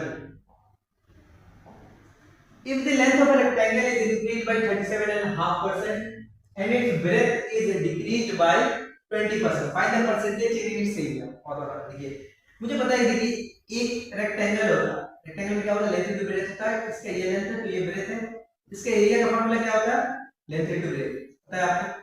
तो इधर आप लिखो लेंथ, ठीक है, इधर लिखो ब्रेथ, इधर क्या एरिया। ओके, क्वेश्चन क्या बोला कि length of rectangle is increase by 37.5%, लिखिए 37.5% को मैं साइड में लिखूं, 37.5% का मतलब क्या होता है, 3/8। इसका मतलब मैं क्या बोल सकता हूं कि अगर ओरिजिनल लेंथ 8 यूनिट था, अभी क्या हो गया, 3 यूनिट लेंथ बढ़ गया, इसका मतलब मैं बोल सकता हूं कि पहले लेंथ कितना था, 8 था, अभी क्या हुआ, 8 में 3 बढ़ गया, इंक्रीज हुआ तो प्लस करेंगे, 8 प्लस 6 11 हो गया, पहले लेंथ था 8 था, तो अभी लेंथ कितना हो गया, 11 हो जाएगा। सिमिलरली क्या बोला कि ब्रेथ जो है 20% डिक्रीज कर, तो 20% का फ्रैक्शन में कितना होता है, 1/5, डिक्रीज होगा तो पूरा माइनस नहीं, यानी पहले मैं बोल सकता हूं कि ब्रेथ 5 यूनिट था, तो अभी 1 यूनिट डिक्रीज हो गया, तो कितना होगा, 5 माइनस 1 करोगे 4 हो जाएगा, खत्म। तो पहले एरिया कितना था, एरिया क्या होगा, हमने लेंथ इनटू ब्रेथ, तो 8 5 40 पहले एरिया था, अभी एरिया कितना है, 11 इनटू 4 कितना है, 44 है। तो हमसे पूछा कि एरिया जो है कितना परसेंट इसका एरिया चेंज हुआ है या इंक्रीज हुआ है, ठीक है। तो एरिया कितना परसेंट चेंज हुआ होगा, तो पहले एरिया 4 था, अभी कितना 40 था, अभी एरिया कितना हो गया 44 हो गया, तो मैं बोल सकता हूं कि एरिया 4 यूनिट इंक्रीज हुआ है। एरिया 4 इंक्रीज हुआ किस में से बताओ, तो 40 में से ना, तो 100 में कितना होगा? देखो जब परसेंटेज में इसको कन्वर्ट करेंगे तो परसेंटेज में कन्वर्ट करने के लिए क्या करेंगे, मैं देख रहा हूं पहले एरिया 40 आ रहा था, अभी एरिया 44 आ रहा है, लेंथ ऑफ पीरियड बढ़ रहे और घट रहे, तो मैं लिखूंगा कि 4 बढ़ा, 4 किस में से बढ़ा, 40 में से ही बढ़ा ना, 40 प्लस 4 44 हुआ ना, अभी आप 4 नहीं बोल सकते कि 44 में बढ़ा, 44 में अगर 4 बढ़ा तो 48 हो जाता, तो ये 4 इंक्रीज हुआ 40 में से, तो 100 में कितना इंक्रीज होगा, तो इसी को कहते हैं मेरा क्या परसेंटेज है। ओके, 1 0 1 0 काट लोगे, 4 4 काट लोगे, इसका मतलब कितना, एरिया मेरा 10% इंक्रीज हुआ। ठीक है, ऑप्शन में आपको इंक्रीज देना चाहिए, ठीक है, 10% इंक्रीज,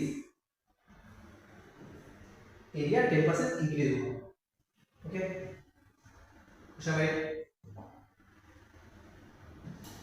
देखिए side of square is increase by 40%, same question पूछ रहा है कि find the percentage change in its area, area कितना परसेंट चेंज होगा, मुझे पता है कि एक स्क्वायर होता है, कैसे कहते हैं, इसका हर साइड इक्वल होता है, और इसके एरिया का फार्मूला क्या होता है,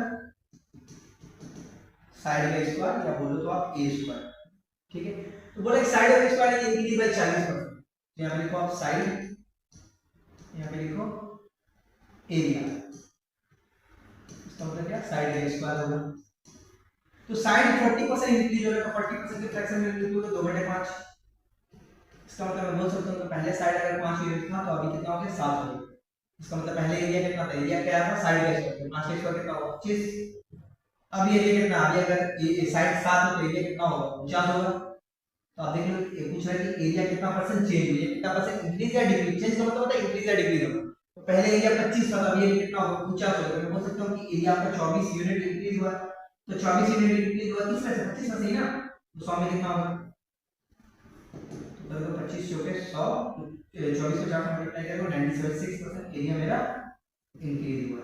ठीक है, मेरा आंसर होगा 96% इंक्रीज, ऑप्शन बी मेरा करेक्ट है।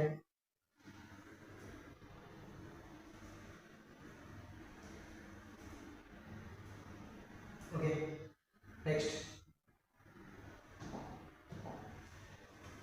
नेक्स्ट मेरा बोल रहा है कि if radius of a circle is increase by 25%, circle का रेडियस में 25% इंक्रीज हो गया, find the percentage change in its area, area में कितना परसेंट चेंज, मुझे पता है कि सर्कल की इसको रेडियस कहा जाता है और सर्कल का एरिया का फार्मूला होता है पाई आर स्क्वायर।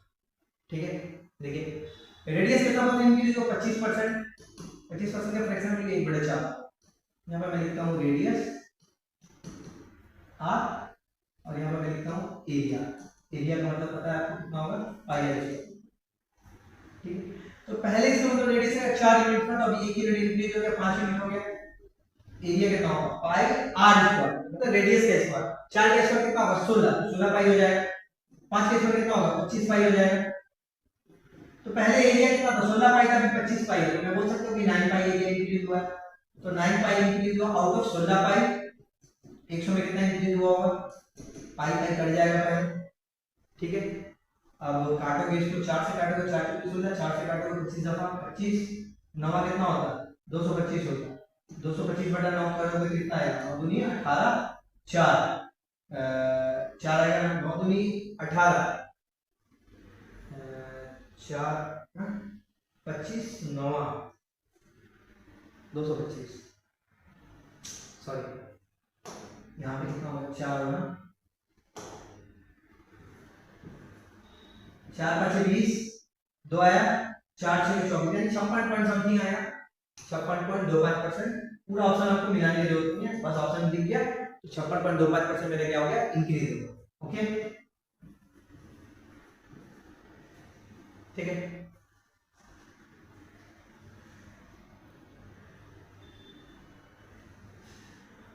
तो यही कर सकते हैं, वीडियो का मेरा पहला पार्ट जो है मैं यही कर सकता हूँ, पहले वीडियो में मैंने आपको जितना भी बेसिक था वो मैंने सिखा दिया आपको, मैंने कॉन्सेप्ट आपको पूरा बताया। ठीक है, क्योंकि क्वेश्चन मेरा लगभग देखो ये जो बेसिक क्वेश्चन वगैरह जो सेम टाइप के सिमिलर टाइप के मैंने इस क्वेश्चन में करा दी, इस सीट में करा दी।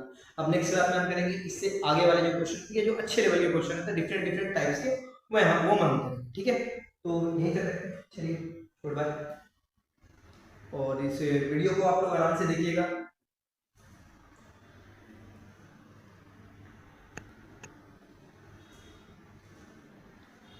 तो फर्स्ट क्लास में हम यही तक रखते हैं, नेक्स्ट क्लास में जितने आगे आने वाले जो क्वेश्चन डिफरेंट डिफरेंट टाइप्स के क्वेश्चन है वो हम करेंगे, ठीक है।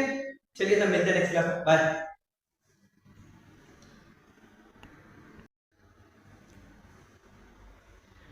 Welcome back to the class. Percentage के सेकंड क्लास में आपका स्वागत है। तो फर्स्ट क्लास में हमने क्या परसेंटेज के बेसिक के बारे में पढ़ा कि परसेंटेज होता क्या है, परसेंटेज से फ्रैक्शन में कन्वर्जन हमने सीखा, फ्रैक्शन से परसेंटेज में हमने कन्वर्जन सीखा, और मैंने क्या बताया आपको कि फिक्स जो परसेंटेज टेबल होती है, जो फिक्स परसेंटेज की जो वैल्यू होती है एग्जाम में अक्सर रिपीट होते हैं क्वेश्चन वगैरह में, उनको मैंने लिखवा दिया। तो वो बहुत ज्यादा इंपॉर्टेंट है। उम्मीद कर रहा हूँ कि आप लोग उसको पढ़ रहे होंगे और याद करने की कोशिश कर रहे हैं, ठीक है। उसको रोज थोड़ा थोड़ा करके देखो, 5 मिनट का भी अगर दिक्कत होगी ना तो एक हफ्ते तक आपको वो वैल्यू पूरी याद हो जाएगी, ठीक है। और हमने कुछ 9 क्वेश्चन लगभग किए। तो आज सेकंड क्लास में हम आगे जितने क्वेश्चन वो करेंगे। चलो देखते हैं, डायरेक्ट क्वेश्चन शुरू करते हैं। क्वेश्चन नंबर 9 हो गया था, ठीक है। क्वेश्चन नंबर 10 देखिए।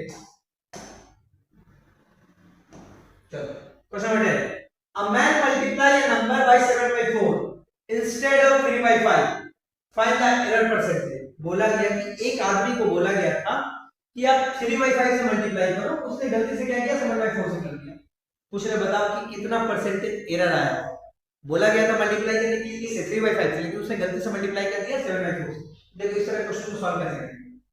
जिससे मल्टीप्लाई करने को बोला गया तो उसको एक काम करो, आप ऊपर में लिखो, और जिससे उसने गलती से मल्टीप्लाई कर दिया उसको उसके नीचे लिखो, ठीक है सर। ओके, देखो आप क्वेश्चन देखिए। बोला गया था a man multiply A number by 7/5, एक आदमी ने एक नंबर को 7/4 से मल्टीप्लाई करके इंस्टेड ऑफ 3/5। अब वो नंबर है क्या, नंबर तो हमको पता ही नहीं है ना। बोला कि एक नंबर को 3/5 से मल्टीप्लाई करने को बोला गया था, लेकिन उसने गलती से 7/4 से मल्टीप्लाई किया। तो नंबर क्या है, सबसे पहली बात तो मुझे नंबर पता ही नहीं, तो नंबर क्या लोगे, x लोगे क्या। अरे 3/5 और 7/4 से तो मल्टीप्लाई किया गया उस नंबर को, तो नंबर क्या है। देखो इस तरह क्वेश्चन कैसे बनाओगे, तो मान लो let numbers equal to, number क्या होगा एलसीएम ले लो, एलसीएम ऑफ 5, 4, 5 और 4 का एलसीएम ले लो। अब मैं एलसीएम क्यों ले रहा हूं, क्योंकि मैं नंबर को एक ऐसा नंबर, वो नंबर ऐसा एक नंबर होना चाहिए, ऐसा एक होल नंबर होना चाहिए जो 5 और 4 दोनों से कट जाए, ताकि ये मेरा वैल्यू जो आएगा होल नंबर में फ्रैक्शन मेरा हट जाए। इसीलिए मैं नंबर को क्या मान ले रहा हूं 5 और 4 का एलसीएम। 5 और 4 का एलसीएम कितना होगा आपको पता है, 20 होगा। इसका मतलब वो नंबर मेरा क्या है 20 है। तो 20 को बोला गया था 3/5 से मल्टीप्लाई करने के लिए, लेकिन उस पर्सन ने गलती से 7/4 से मल्टीप्लाई किया।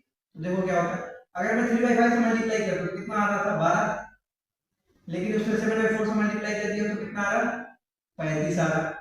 एक्चुअल में मेरा रिजल्ट कितना आना चाहिए था मल्टीप्लाई करने के बाद 12, लेकिन अभी मेरा रिजल्ट कितना आ रहा है, गलती के कारण 35 आ रहा। तो कितना ज्यादा आ रहा है, बोलो भैया 23 ज्यादा आ रहा। तो कितना परसेंटेज एरर पूछा, 23 ज्यादा आ रहा है किसमें, 12 में से 23 ज्यादा आ रहा। 12 था, एक्चुअल में वैल्यू आना चाहिए 12, लेकिन आ रहा 35, तो कितना ज्यादा है 23 ज्यादा आ रहा। 12 में 100 में कितना ज्यादा है, हो गया आंसर इतना परसेंट, ठीक है। तो इसको क्या कर लो आप, कन्वर्ट कर लो, आंसर आ जाएगा। तो कितना होगा, देखो यहां से देखोगे तो कितना हो जाएगा, ये 2300 बटा 12 होगा, डिवाइड करोगे तो कितना आएगा 12 × 12 11 आएगा, 12 × 9 108, ठीक है। 2 फिर 12 × 12 8 आ जाएगा, यानी 191 सही 8/12, फिर कट जाएगा 4 दूनी 8 4 3 12, 191 सही 2/3% आएगा, ठीक है। 191 सही 2/3% मतलब 191.66 आपका आंसर आ जाएगा। अब देखिए इसको ना एक शॉर्ट में करने का भी और तरीका होगा, तो ऐसे हम करेंगे तो ये आंसर क्या हो जाएगा ना 191.66% या 2/3% आएगा। लेकिन इसको शॉर्ट में कैसे करें, 23/12 को देखो तो 23/12 को मैं 1 - 1/12 नहीं लिख सकता, सॉरी 2 - 2/12 नहीं लिख सकता। देखो 12 दूना 24 - 1 23/12 हो जाएगा। अब 2 को अगर मैं परसेंटेज में लिखूं तो 2 को मैं क्या 200% लिख सकता हूं, और 1/12 को मुझे पता है कि 8 से 1/3% होता है, तो 200 में से 8 से 1/3% को आप माइनस कर दो, आपका आंसर आ जाएगा। अब देखो कैसे माइनस, 200 में से अगर मैं 8 से 1/3% को माइनस करूंगा तो 8 से 1/3% क्या है आपका 8 से बड़ा है लेकिन 9 से छोटा है। तो आप बोलोगे कि 9 से कितना छोटा है, ठीक है। देखो जब मैंने आपको फ्रैक्शन पढ़ाया तो मुझे समझ आया था कि 1/3 जो है 1 से कितना कम है, 1/3 1 से कितना कम है 2/3 कम है, 3 में से घटा दो 2/3 कम है। तो इसका मतलब ये 9 से 2/3 कम है। 200 में से 9 से माइनस करो तो कितना, 200 में से 9 माइनस करो तो कितना आ रहा 191, और बचेगा 2/3, इतना परसेंटेज आंसर। ठीक है, उम्मीद करता हूँ समझ में आया होगा। नेक्स्ट बढ़ता हूँ question number 11। I student डिक्टो same question है। एक स्टूडेंट को बोला गया था कि 3/5 student multiply number by 3/5 instead of 5/2, मतलब उसको बोला गया था 5/3 से। एक काम करो, जिससे मल्टीप्लाई करने को एक्चुअल में बोला गया था उसको पहले लिखा, और जिससे उसने जल्दी से मल्टीप्लाई किया तो उसको बाद में लिखा करो। हमारा नंबर क्या होगा, let number equal to LCM मान, एलसीएम ऑफ क्या लेंगे 3,5, तो 3 और 5 का एलसीएम कितना होगा 15 होगा। तो 15 को बोला गया था 5/3 से मल्टीप्लाई करने के लिए, लेकिन उसने 3/5 से कर दिया। कितना आ रहा है देखो, 3 × 15, मतलब मेरा आना चाहिए था 25, लेकिन आ कितना रहा 9। तो कितना कम आ रहा, कितना कम आ रहा 16 कम आ रहा। अब ये 16 कम आ रहा है किसमें 9 में, तो 100 में कितना होगा 1%, सॉरी 16 कम आ रहा है, 16 कम आ रहा है किसमें से 25 में से। 100 में कितना 25 रुपये काटोगे 100, 16 चुके 64, यानी 64% मेरा एरर है, या 64% बोलो तो लेस आ रहा है। 64% मेरा ऑप्शन हो जाएगा सी हो जाएगा। आगे बढ़ते हैं question number 12। The price of sugar is increased by 16 से 3% and the consumption of a family is decreased by 20%। बोला कि चीनी की प्राइस जो है ना 16.2/3% इंक्रीज हुई, जिससे एक फैमिली का जो कंजम्पशन है, कंजम्पशन का मतलब कितना किलो फैमिली यूज कर रही है चीनी, कितना किलोग्राम चीनी वो फैमिली खा रही है महीने का, कंजम्पशन जो है 20% डिक्रीज होगा। मतलब चीनी का प्राइस बढ़ा, कीमत बढ़ा, तो क्या हुआ एक फैमिली ने क्या किया अपना कंजम्पशन कम कर दिया। कंजम्पशन का मतलब उन्होंने 20% खाना कम कर दिया।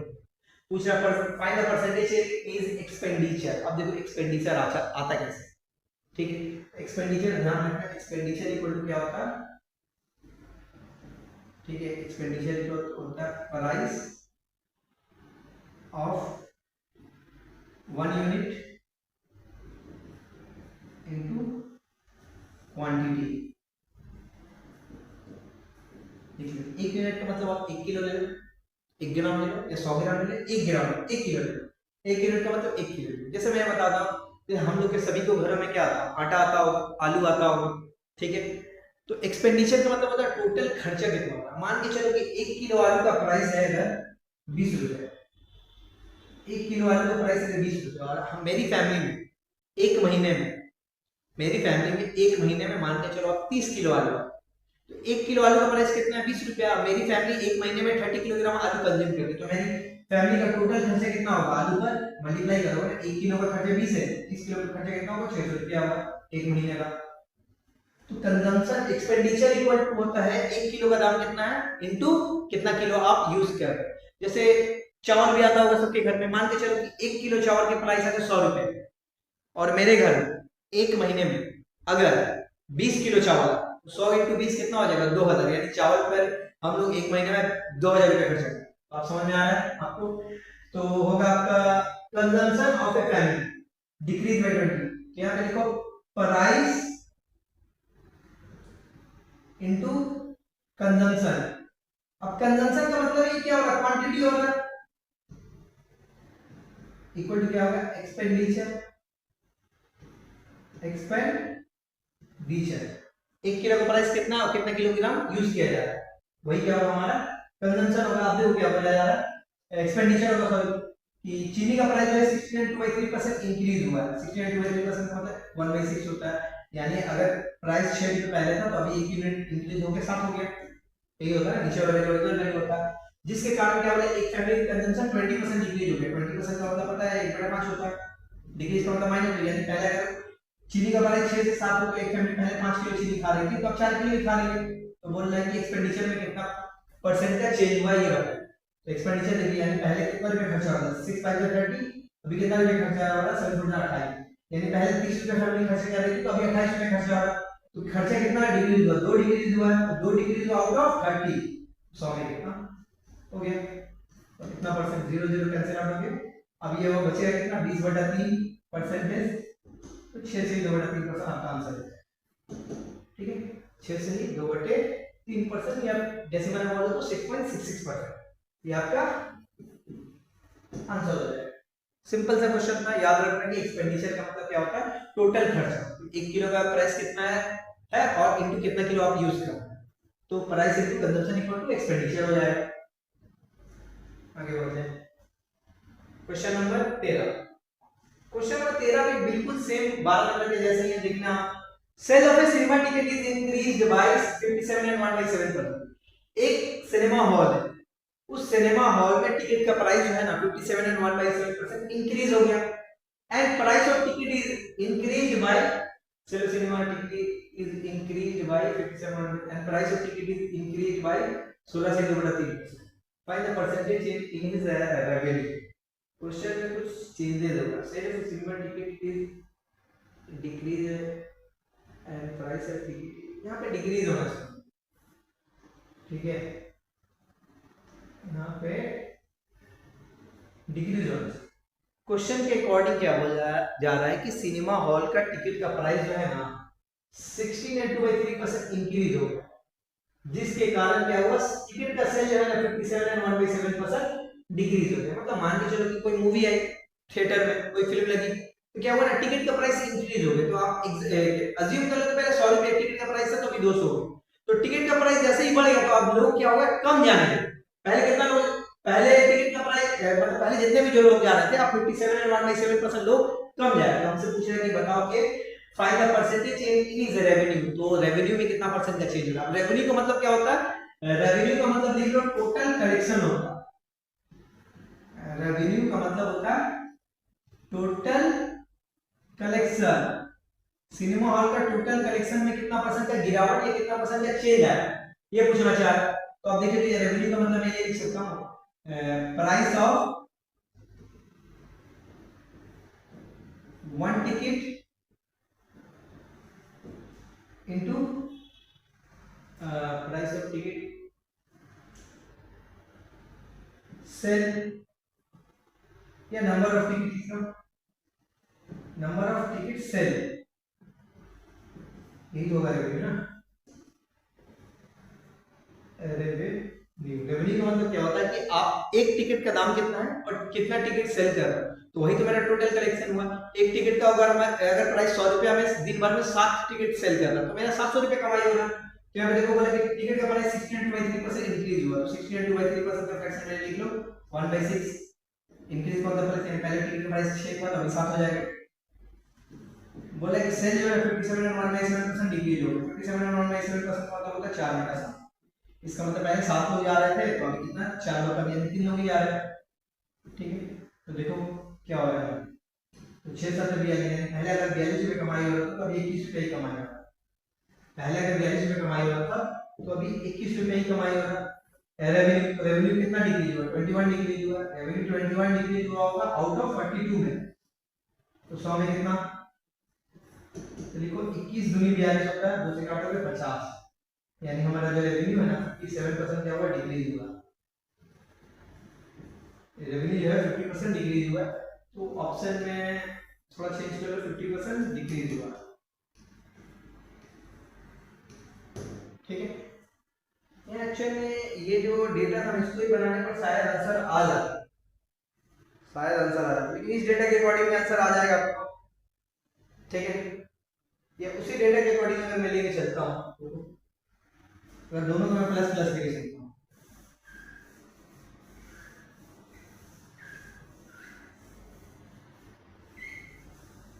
दोनों को मैं अगर प्लस प्लस लेके चलता हूँ, देखा है टिकट का सेल बोल रहा है कि 57 and 1/7% इंक्रीज हुआ, तो 57 and 1/7% का फ्रैक्शन वैल्यू कितना होता है, 4 बटा 7 होता है, यानी पहले 7 टिकट बेचा जा रहा था, अभी 11 टिकट बेचा जा रहा है।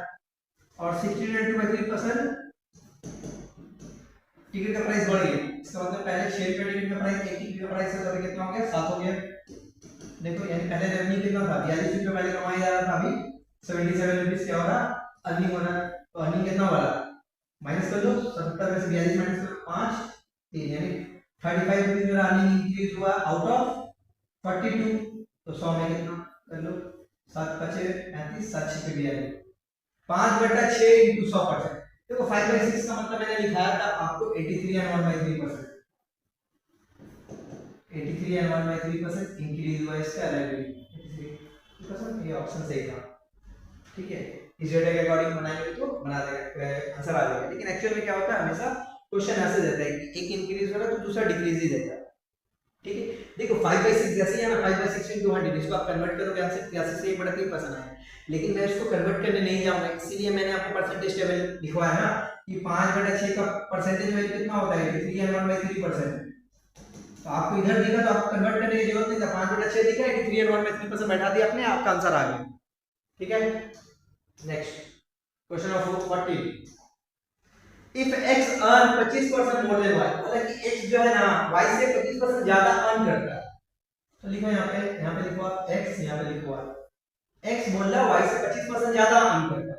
तो मैं मान लेता हूँ कि y अगर 100 रुपए अर्न करता है, x 125 रुपए अर्न करेगा, 100 का 25% कितना होगा 25 होगा, ठीक है। हमसे पूछा है कि what percent less does y earn that x। अब हमसे पूछ रहा है कि y जो है ना x से कितने रुपए कम कमाता है। तो पहले देख लो ना, y 100 रुपए कमाता है, x 125 रुपए कमाता है, तो मैं बोल रहा हूं सकता हूं कि y जो है 25 रुपए कम कमाता है x से। अब ये 25 रुपए कम कमाता है किससे, 125 से ना। तो 100 में कितना, क्योंकि परसेंटेज पूछा। देखो यहाँ पर बहुत कंफ्यूजन होता है बेस को लेकर, आप ध्यान से समझिएगा। हमसे पहले बोला जा रहा है कि x जो है ना y से 25% ज्यादा कमाता है, तो मैंने इमेजिन करिए कि अगर y 100 रुपए कमाता होगा तो x 125 रुपए कमाता होगा। अब हमसे पूछ रहा है कि y जो है x से कितना रुपए कम कमाता है, कितना परसेंटेज कम कमाता है। तो y मैं देखूंगा, मैंने 100 कमा रहा है, x 125 कमाता है, मुझे दिख रहा है कि y 25 रुपए कम कमा रहा है, ठीक है। अब y का कंपैरिजन किससे किया जा रहा है, x से किया जा रहा है, तो नीचे में जो वैल्यू लिखूंगा मैं x को लिखूंगा, ठीक है। तो x का वैल्यू 25 कम कमा रहा है 125 में से, वैसे भी आप ध्यान दो 25 रुपए कम कमा रहा है किससे, 125 में से, 125 माइनस 25 होगा ना, या 25 कम कमाएगा 100 में से कितना हो जाएगा, 100 में 25 माइनस करोगे 75 हो जाएगा, तो 75 तो कोई भी वैल्यू नहीं है, ठीक है। तो आप देख लेना कि 25 कम कमा रहे 125, तो 100 में से कितना कम कमाएंगे, तो 25 125 होता है, 5 से काटोगे 20 आंसर आएगा, ठीक है। देखो तो समझ में आया। 40 15, if Kishan's salary is 16 and 2/3% less than Radha, दो लोग हैं, एक किशन दूसरी राधा। बोल रहे कि किशन की सैलरी जो है ना राधा से 16 and 2/3% कम है, तो देखो 16 and 2/3% का फ्रैक्शन में कितना होता है 1/6 होता है। किशन का सैलरी बोल रहा राधा से, अब देखो लेस बोला ना, इतना परसेंट लेस के ऊपर नेगेटिव दे, ठीक है। किशन का सैलरी राधा से बोल रहा है कि 16 से 1/3% कम है, तो इसका मतलब किशन को किससे कंपेयर किया जा रहा है, राधा से कंपेयर किया जा रहा है ना, तो नीचे वाला जो वैल्यू होगा ना वो राधा का, तो किशन का सैलरी क्या होगा उससे एक कम, तो राधा का अगर 6 रुपए कमा रही है तो किशन उससे एक कम यानी 5 रुपए कमा रहा है। अब देखो अगर ये सैलरी में 6 रुपए जो है ना अगर राधा का किशन कमा, तो राधा का उससे एक कम, 6 महीने से राधा 5 कैसे होगा ना, क्वेश्चन में बोला किशन कम है ना, हमेशा याद रखना इससे कंपैरिजन किया जाता है, किशन का सैलरी को राधा से कंपेयर किया जाता है, तो नीचे में जो आएगा जो वैल्यू फ्रैक्शन वो हमारा होगा राधा का। तो हमसे पूछा कि how much percentage Radha salary is more than Kishan, Radha का सैलरी किशन से कितना ज्यादा है, देखो राधा का सैलरी किशन से कितना ज्यादा, बोलोगे एक ज्यादा, ठीक है। अब राधा का सैलरी को किससे कंपेयर किया जा रहा है, एक ज्यादा, किस में से, 5 में से कि 6 में से, 5 में से होगा ना, 5 में से एक ज्यादा तो होगा 6, 6 में से एक ज्यादा 7 हो जाएगा।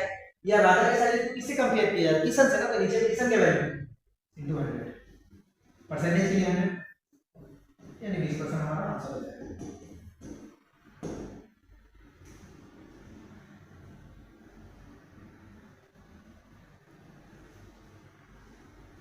ओके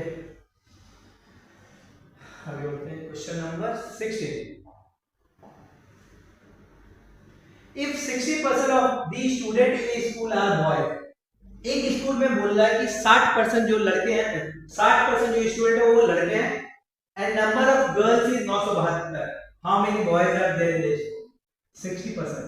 मुझे बताओ तो कि बोला कि एक स्कूल में लड़के और लड़कियां हैं, बोला कि 60% स्टूडेंट बॉयज हैं, तो गर्ल्स कितनी होंगी, गर्ल्स 40% ही होंगी ना। तो मुझे पता है कि टोटल स्टूडेंट कितने होते हैं 100% होते हैं, कुछ भी चीज जो है टोटल संख्या होती है 100% होती है, तो बॉयज अगर 60% तो गर्ल्स 40% होंगी, क्योंकि क्वेश्चन में क्या माना है जा रहा कि गर्ल जो है 972 है, गर्ल्स नंबर्स में ये गर्ल की संख्या 972 है, तो मैं बोल सकता हूं कि 40% का मतलब ही 972 है। ठीक है, 1% का मतलब कितना होगा 972 बटा 40 होगा, परसेंटेज में ही रख दिया।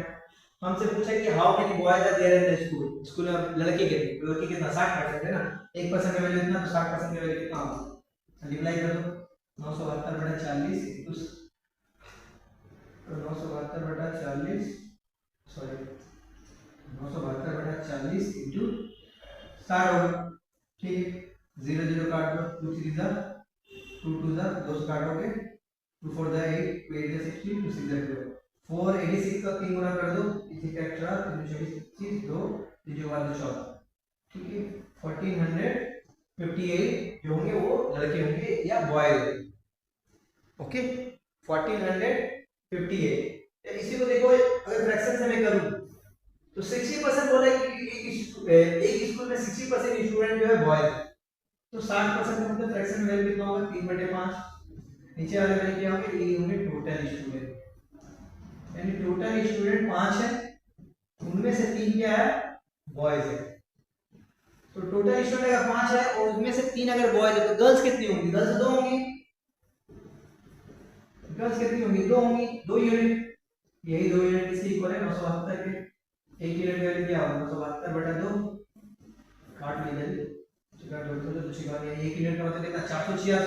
तो हमसे पूछा कि स्कूल में लड़के कितने, तो लड़के का वैल्यू कितना 3 यूनिट है, एक यूनिट का वैल्यू 486 है, तो 3 यूनिट का वैल्यू कितना होगा 486 into 3 ज्यादा आएगा, कर लो 1458 आंसर आ जाएगा।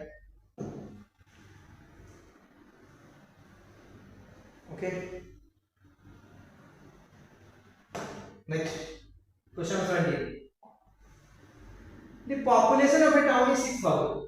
यहां बोला जा रहा है कि एक गांव है या एक शहर है, एक टाउन है, उस टाउन की टोटल पॉपुलेशन है जो है 6000। If males are increase by 5%, अगर मेल्स जो है 5% करके इंक्रीज हो रहे हैं और फीमेल जो है 90% करके एंड फीमेल जो है 9% करके इंक्रीज कर रहे हैं, then population will become 6500 after 1 year. तो हमारा पॉपुलेशन जो है कितना हो जाएगा, बोल रहा है कि 6500 हो जाएगा एक साल के बाद। Find the number of male and female, इसको मैं पहले बेसिक से बता देता हूं फिर मैं शॉर्ट में बताऊंगा। ठीक है, बोला कि बताओगे मेल कितनी है फीमेल कितनी है टाउन, तो यहां पे लिख लो लेट नंबर ऑफ मेल मान लो तो x है,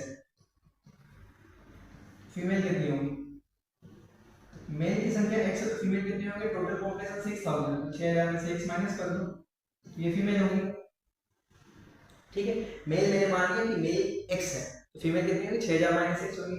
अब क्या बोला जा रहा है कि मेल जो है x 5% करके इंक्रीज कर रहा है, तो मेल कितना है x मेल है 5% करके इंक्रीज कर रहा है, x का 5% कितना होगा 5/100। ठीक है, और फीमेल जो है 9% करके इंक्रीज कर रही है, फीमेल कितनी है 6000 माइनस x है 9% तो होता 9/100 करके इंक्रीज हो रही है। तो मेल जो है भाई एक साल में इतने परसेंट इंक्रीज हुए, फीमेल जो है एक साल में कितनी परसेंट इंक्रीज हुई, तो टोटल पॉपुलेशन एक साल में इंक्रीज कितना होगा बताओ, तो 6500 में से 6000 माइनस कर दो, इसका मतलब टोटल 500 पॉपुलेशन इंक्रीज हुआ है मेरा, तो ये मेरा आएगा इक्वल टू 500। अरे मेल इंक्रीज हुए ना तो मैंने 5% निकाला, यानी मेल इतने इंक्रीज हुए, फीमेल 9% इंक्रीज हुई, यानी फीमेल इतने इंक्रीज हुए, दोनों को ऐड करके तो टोटल 500 ही पॉपुलेशन ऐड इंक्रीज हुआ है ना मेरा। यहां से x का वैल्यू निकाल लो, आंसर आ जाएगा। यहां पे देखो 5x होगा बेटे 100 प्लस 9 का मल्टीप्लाई कर दो, 9 को 6 से मल्टीप्लाई करो 56 54 000 minus 9x by 100 equal to 500। LCM ले लो तो एलसीएम क्या 100 ही आएगा, ऊपर वाला ऐड हो जाएगा 5x प्लस 54000 माइनस का 9x इक्वल टू 500, कितना हो जाएगा 54000 5x माइनस 9x कितना होगा माइनस का 4x बटा 100 इक्वल टू 500 क्रॉस मल्टीप्लिकेशन करोगे तो 54000 माइनस का 4x इक्वल टू कितना होगा 50,000 100 से मल्टीप्लाई किया।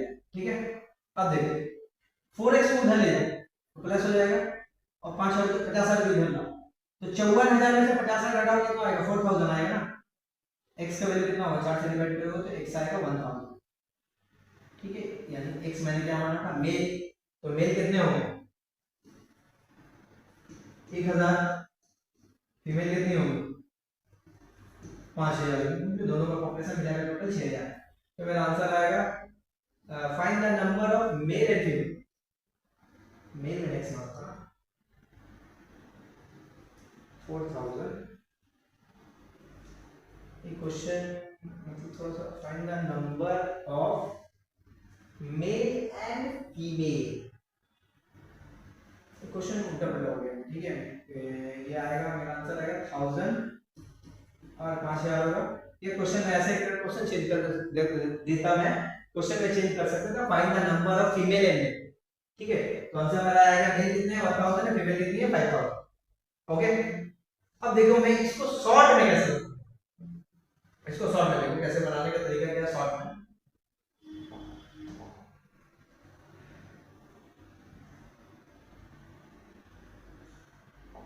देखो टोटल पॉपुलेशन कितनी है 6000, इस 6000 में मेल भी है और फीमेल भी है। मेल कितने परसेंट इंक्रीज हो रहा है हर साल 5%, फीमेल हर साल कितनी परसेंट इंक्रीज हो रही है 9%। 9% को मैं ब्रेक करके कैसे लिख सकता हूँ 5% प्लस 4%, 5 और 4 काटने को तो 9% ही आया। मेल हर साल 5% इंक्रीज हो रहा है, फीमेल 5% प्लस 4% करके, ठीक है। अब तो ये 6000 में क्या है, इस 6000 में मेल भी है और फीमेल भी है, दोनों है ना। और देखो मेल भी 5% करके इंक्रीज कर रही है और फीमेल भी 5 + 4 करके इंक्रीज कर रही है। तो मैं यहां से मैं ये बोल सकता हूं कि मेल और फीमेल दोनों 5% करके इंक्रीज कर रही है। अरे देखो ना 5% तो दोनों में कॉमन है ना, इसमें भी कॉमन है इसमें भी कॉमन है, चार तो पहला फिलहाल भी भूल जाओ। तो मैं बोल रहा हूं कि टोटल पॉपुलेशन 6000 है, 6000 में मेल भी है फीमेल भी है और दोनों मेल और फीमेल 5% करके इंक्रीज कर रहे हैं हर साल। तो 6000 का 5% निकालो तो कितना आएगा,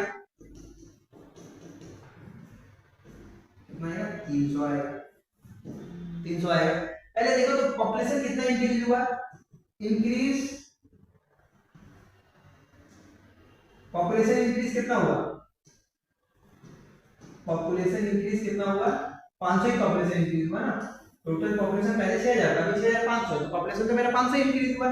लेकिन मेल और फीमेल दोनों 5-5 करके इंक्रीज हो रहा है, 5% करके इंक्रीज हो रहा है, तो 5% के कारण मेरा टोटल पॉपुलेशन कितना बढ़ा 300 बढ़ा।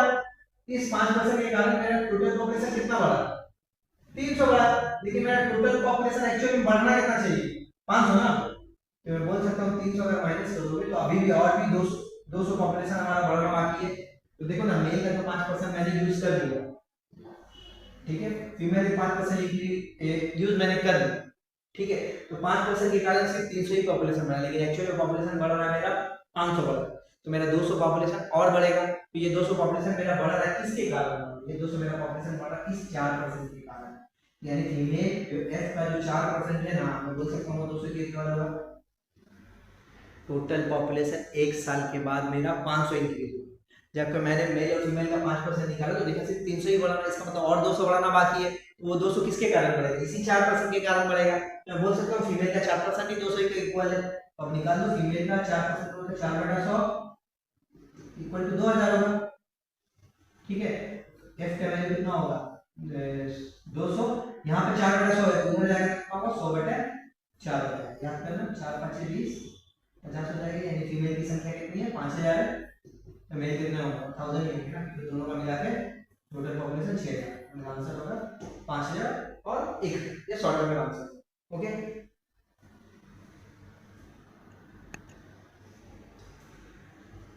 नेक्स्ट आगे बढ़ते हैं, question number 18। The population of a village was 9600. If the males and females are increased by 8% and 5%, the population will become 10272। Same question है रीटू, ठीक है। एक गांव में गांव की पॉपुलेशन कितनी है 9600 भी है। उस 9600 में कौन कौन है, मेल भी है और फीमेल भी, ठीक है। Males and females are increased by 8% and 5%। पहले मैं फीमेल और मेल लिख सकता हूं, ठीक है। पहले मैं थोड़ा फीमेल और मेल लिखता हूं, या मैं लिखता हूं फीमेल, ये लिखता हूं मेल। फीमेल कितने परसेंट करके इंक्रीज हो रही है 5% करके इंक्रीज हो रहा है, मेल 8%। 8% को मैं ब्रेक करके 5% प्लस 3% करता हूं, क्यों, क्योंकि इधर भी 5% है, इसलिए मैंने इसको मैच करने के लिए 5% प्लस 3% किया। अब बोला कि एक साल बाद पॉपुलेशन कितनी हो जाएगी, देखो तो पॉपुलेशन इंक्रीज कितना हुआ 10272 में से 9600 हटा, तो अब देखोगे 672 आपका पॉपुलेशन इंक्रीज हुआ, ठीक है। 672 आपका पॉपुलेशन इंक्रीज हुआ। अब देखो यहाँ मैं बोल सकता हूँ कि 9,600 मेल भी है, फीमेल के डिक्टो से, तो 5% करके मेल भी बढ़ रहा है, 5% करके फीमेल भी बढ़ रहा है। इन 5% इसका मतलब दोनों में कॉमन है, तो 9,600 को 5% निकालो, कितना होगा 5/100, 0 0 5 के 30, 5 48, 48, यानी 480 हो रही है। यानी दोनों के 5% बढ़ने के कारण टोटल पॉपुलेशन कितना इंक्रीज हुआ, 480। लेकिन 480 लेकिन एक्चुअल में पॉपुलेशन कितना बढ़ा, 672। तो 672 में 480 घटा के कितना आया, 2 9 192 है। इसका मतलब 192 और पॉपुलेशन बढ़ाना है, तो 192 बढ़ेगा किसके कारण, ये 3% के कारण, यानी जो मेल का 3% होगा वो 192 के इक्वल होगा। तो 3% का मतलब मुझे पता है ना, 3/100 होगा इक्वल टू 192। तो m इक्वल कितना होगा 192, 3/100 है, उधर जाएगा तो 100/3 उल्टा हो जाएगा। 3 से काटो, 3 6 के 18, 3 4 के 12, यानी मेल कितने हैं 6,400 है। तो फीमेल कितनी होगी, मेल और फीमेल तो दोनों के कितने हैं 9,600, और मेल अगर 6,400 तो लोग कितने होंगे 3,200 होंगे, माइनस कर लो आंसर आ जाएगा। यानी हमारी फीमेल कितनी है 3,200, मेल कितने हैं 6,400। Find the number of males पूछा था, मेल्स कितने हैं 6,400, answer option B. Okay, next question number 19। ये देखिए अच्छा क्वेश्चन है, इलेक्शन वाला क्वेश्चन। इलेक्शन वाले क्वेश्चन आपको एसपीएससी स्टेट पीएससी वगैरह में बहुत ज्यादा पूछे जाते हैं, एसएससी वगैरह में भी आते हैं ये सब क्वेश्चन। तो देखो क्वेश्चन क्या बोल रहा है, ध्यान देना, एक दफा मैं समझा दूंगा, अच्छे से समझो फ्रैक्शन मेथड से, फिर इजीली आप इस क्वेश्चन को आराम से बना सकते हो। Question like in an election 2 candidate participated, एक इलेक्शन में 2 कैंडिडेट ने पार्टिसिपेट किया, 20% votes declared invalid, 20% votes invalid. उसके बाद क्या बोल रहा है, and the winner get 70% of the valid vote, और विनर को कितना परसेंट वोट मिला, 70% वोट मिला वैलिड वोट का, and votes and 1/9,600 vote, find the number of total votes. हमसे पूछ रहा है कि टोटल कितने वोटर्स थे, ये बताइए, टोटल वोटर्स की संख्या हमसे पूछ रहा है, ठीक है, लिख लो, लेट आराम से समझना, let total voters equal to x, मैंने मान लिया टोटल वोटर्स x है, ठीक है, इधर लिखो x, टोटल वोटर x है। यहां पे बोला कि 20% कैंडिडेट 20% डिक्लेयर्ड इनवैलिड, 20% वोट जो थे, 20% मतलब कितना होता है फ्रैक्शन में 1/5 इनवैलिड। अब देखिए इनवैलिड वोट का मतलब क्या होता है, इनवैलिड वोट का मतलब क्या होता है, अक्सर हम लोग जब वोट देते हैं, लोकसभा विधानसभा जब भी वोट होता है तो एक वोटिंग लिस्ट होता है, लिस्ट में मान के चलो 100 लोगों के नाम, 100% के नाम, ठीक है। अब उन 100% में क्या हुआ, मान के चलो कि ऐसे 5 लोग जो मर चुके हैं, लेकिन उनका नाम वोटिंग लिस्ट अभी तक अपडेट नहीं किया गया, इसलिए उनका नाम अभी भी वोटिंग लिस्ट में है, ठीक है। जो वोटिंग लिस्ट है या जो वोटिंग लिस्ट है उसमें उनका नाम अभी भी, लेकिन वो मर गए तो उसको अपडेट नहीं किया गया। तो ये जो 5 वोट होंगे वो इनवैलिड होंगे ना, एक्चुअल में टोटल वोट्स कितने होंगे 95 ही होंगे ना, क्योंकि इन 100 लोगों का जो लिस्ट दिया गया तो 5 लोग तो इसमें मर चुके हैं, तो हमारा वैलिड वोट कितना होगा 95 होगा। तो वैलिड वोट को क्या किया जाता है, माइनस किया जाता है, आप याद रखना, ठीक है। टोटल वोट से वैलिड वोट को क्या किया जाता है, माइनस कर दिया जाता है हमारा टोटल वोट में से, ओके। तो मैंने मान लिया कि टोटल वोट x है।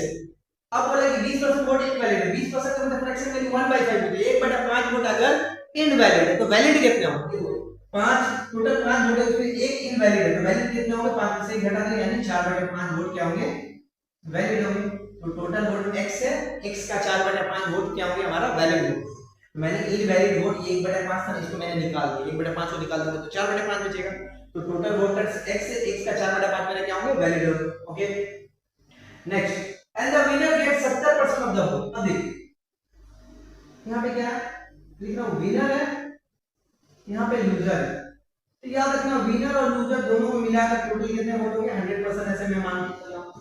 तो विनर को अगर 70% वोट मिलेगा तो लूजर को कितना परसेंट वोट मिलेगा, 30% मिलेगा, क्योंकि टोटल जो वैलिड वोट होंगे उसको मैं 100% मान के चल, ठीक है।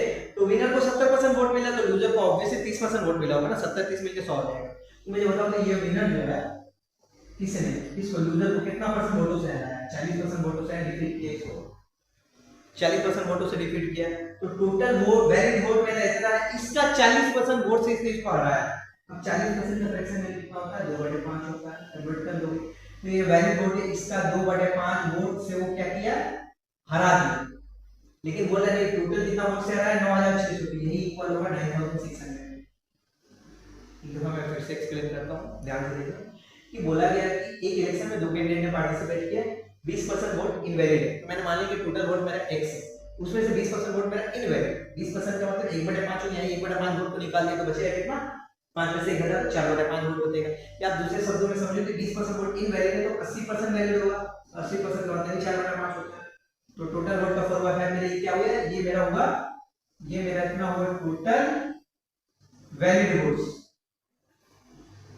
ये मेरा हुआ टोटल वैलिड वोट्स। अब वैलिड वोट्स में से बोल रहा है कि 70% विनर को मिल रहा, 30% लूजर को मिला होगा। यानी वैलिड वोट्स में से देखा जाए तो लूजर ने क्या किया, विनर ने क्या किया, लूजर को 40% वोटों से आया। तो 40% निकाल दो, यानी वैलिड वोट का 40% जो होगा वही 9600 के इक्वल होगा। सॉल्व करोगे इसका आंसर, देखो कैसे होगा आंसर। करता हूं x * पहले मल्टीप्लाई करें, 4 दूनी कितना होगा 8, 5 5 25 इक्वल टू 9600। इसको क्या कर सकते हो, ऊपर ऊपर काट सकते हो, आगे नंबर काट दो, 1200 हो गया। x इक्वल टू कितना होगा 1200 * 25, x इक्वल टू कितना होगा 12 × 60 12 × 24 3, ठीक है। यानी 30000 वोट हमारे क्या होंगे आंसर है। चलो बेटा 30000 टोटल वोट मेरे कितने 30000। Okay next question number 20। In an election two candidate participated, 20% voters did not vote, ठीक है। Find the number of voting list, voter list मतलब टोटल वोटर लिस्ट क्या होता है, जितने वोट होते हैं वही क्या होता है हमारा वोटर लिस्ट होता है। तो मैं मान ले रहा हूं कि टोटल वोटर्स मेरे पास क्या है x है, ओके। अब क्या बोला 20% वोटर्स डिड नॉट वोट, तो जो नहीं वोट दे रहे हैं इनवैलिड को निकालते चलो, माइनस करते चलो।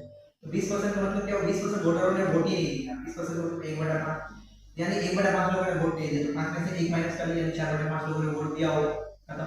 नेक्स्ट 12 से 1/2% वोट्स डिक्लेयर इनवैलिड, अब इतने लोगों ने वोट दिया, अब उसमें से ही बोला कि 12 से 1/2% इनवैलिड है, 12 से 1/2% को लिखा होगा 1/8 इनवैलिड को तो माइनस करना पड़ेगा, यानी 1/8 वोट को माइनस करोगे तो कितना आ जाएगा, 8 में से कितना 7/8 वोट हमारे क्या होंगे वैलिड होंगे।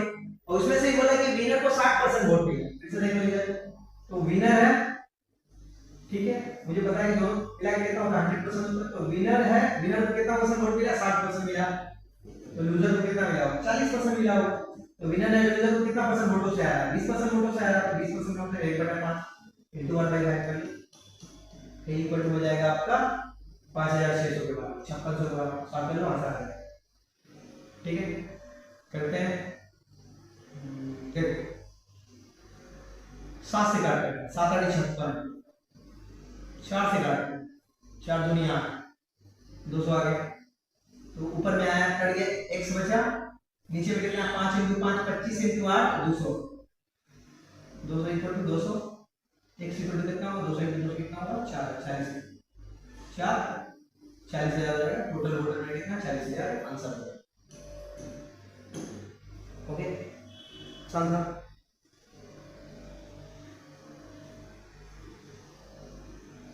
नेक्स्ट 21।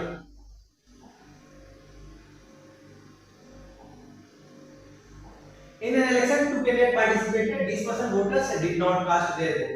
मैं मान लेता हूँ टोटल वोटर x है, 20% लोगों ने वोट नहीं दिया, फिर से वही 20% वोट में 1/5 लोगों ने वोट नहीं दिया, कितने लोगों ने वोट दिया 4/5 लोगों ने वोट दिया, ओके ठीक है। Out of it 600 votes declared invalid, अब देखो इतने लोगों ने वोट दिया, उसमें से भी क्या हुआ 600 वोट्स मेरा क्या हुआ इनवैलिड हो गया। अब बोलो कि जितने लोगों ने वोट दिया तो इनवैलिड कैसे हो गया, ठीक है इतना परसेंट। देखो फिर से मैं एग्जांपल दे देता हूं कि मान के चलो 100 लोग थे मेरा वोटिंग लिस्ट, ये मेरा वोटिंग लिस्ट है। अब इसमें से मान के चलो 20 लोगों ने वोट नहीं दिया, 80 लोगों ने वोट दिया, ठीक। ये इस 80 लोगों में से भी क्या हुआ कि कुछ लोग ऐसे थे ना जिन्होंने फॉल्स वोट दे दिए, ये कुछ लोग ऐसे थे जो मर चुके थे, उनका नाम पे भी वोट दे दिया, वो वोट तो फिर से मुझे माइनस करना पड़ेगा ना, इनवैलिड वोट को तो मुझे निकालना पड़ेगा। यहाँ पे बोले इतने लोगों ने वोट दिए, 1/5 लोगों ने वोट नहीं दिया ना, x मैंने मान लिया टोटल वोटर लिस्ट है, 1/5 निकाल के 4/5 इतने लोगों ने वोट दिया, इसमें से बोला कि 600 वोट थे जो इनवैलिड वोट को माइनस किया जाता है, ये परसेंटेज में तो परसेंटेज माइनस कर लेते, लेकिन यहाँ नंबर में दिया हुआ ये टोटल मेरा क्या वैलिड वोट, इतने लोगों ने वोट दिए, इसमें से 600 माइनस कर लोगे तो क्या आ जाएगा तुम्हारा, ये वोट तुम्हारा वैलिड वोट्स हैं, ठीक है। x इंटू 4/5 लोगों ने वोट दिया, उसमें से भी 600 माइनस कर दोगे तो क्या हो जाएगा, 600 बोला है वोट इनवैलिड, 600 माइनस करेंगे तो उतना वोट क्या होगा, वैलिड वोट्स हो जाएगा। नेक्स्ट क्या बोला कि विनर गेट 75% वोट, तो हमको पता है कि अगर विनर को 75% मिला है तो लूजर को कितना परसेंट मिला होगा, 25%। तो विनर ने लूजर को कितना परसेंट वोटों से आ रहा है, 50% वोटों से आ रहा है, यानी इसको 50% वोट ज्यादा मिला, 50% का मतलब हाफ होता है, तो हाफ लिख लो वैलिड वोट का, यही इक्वल होगा तुम्हारा कितना 1500 के, ओके सॉल्व कर लो, आंसर आ जाएगा।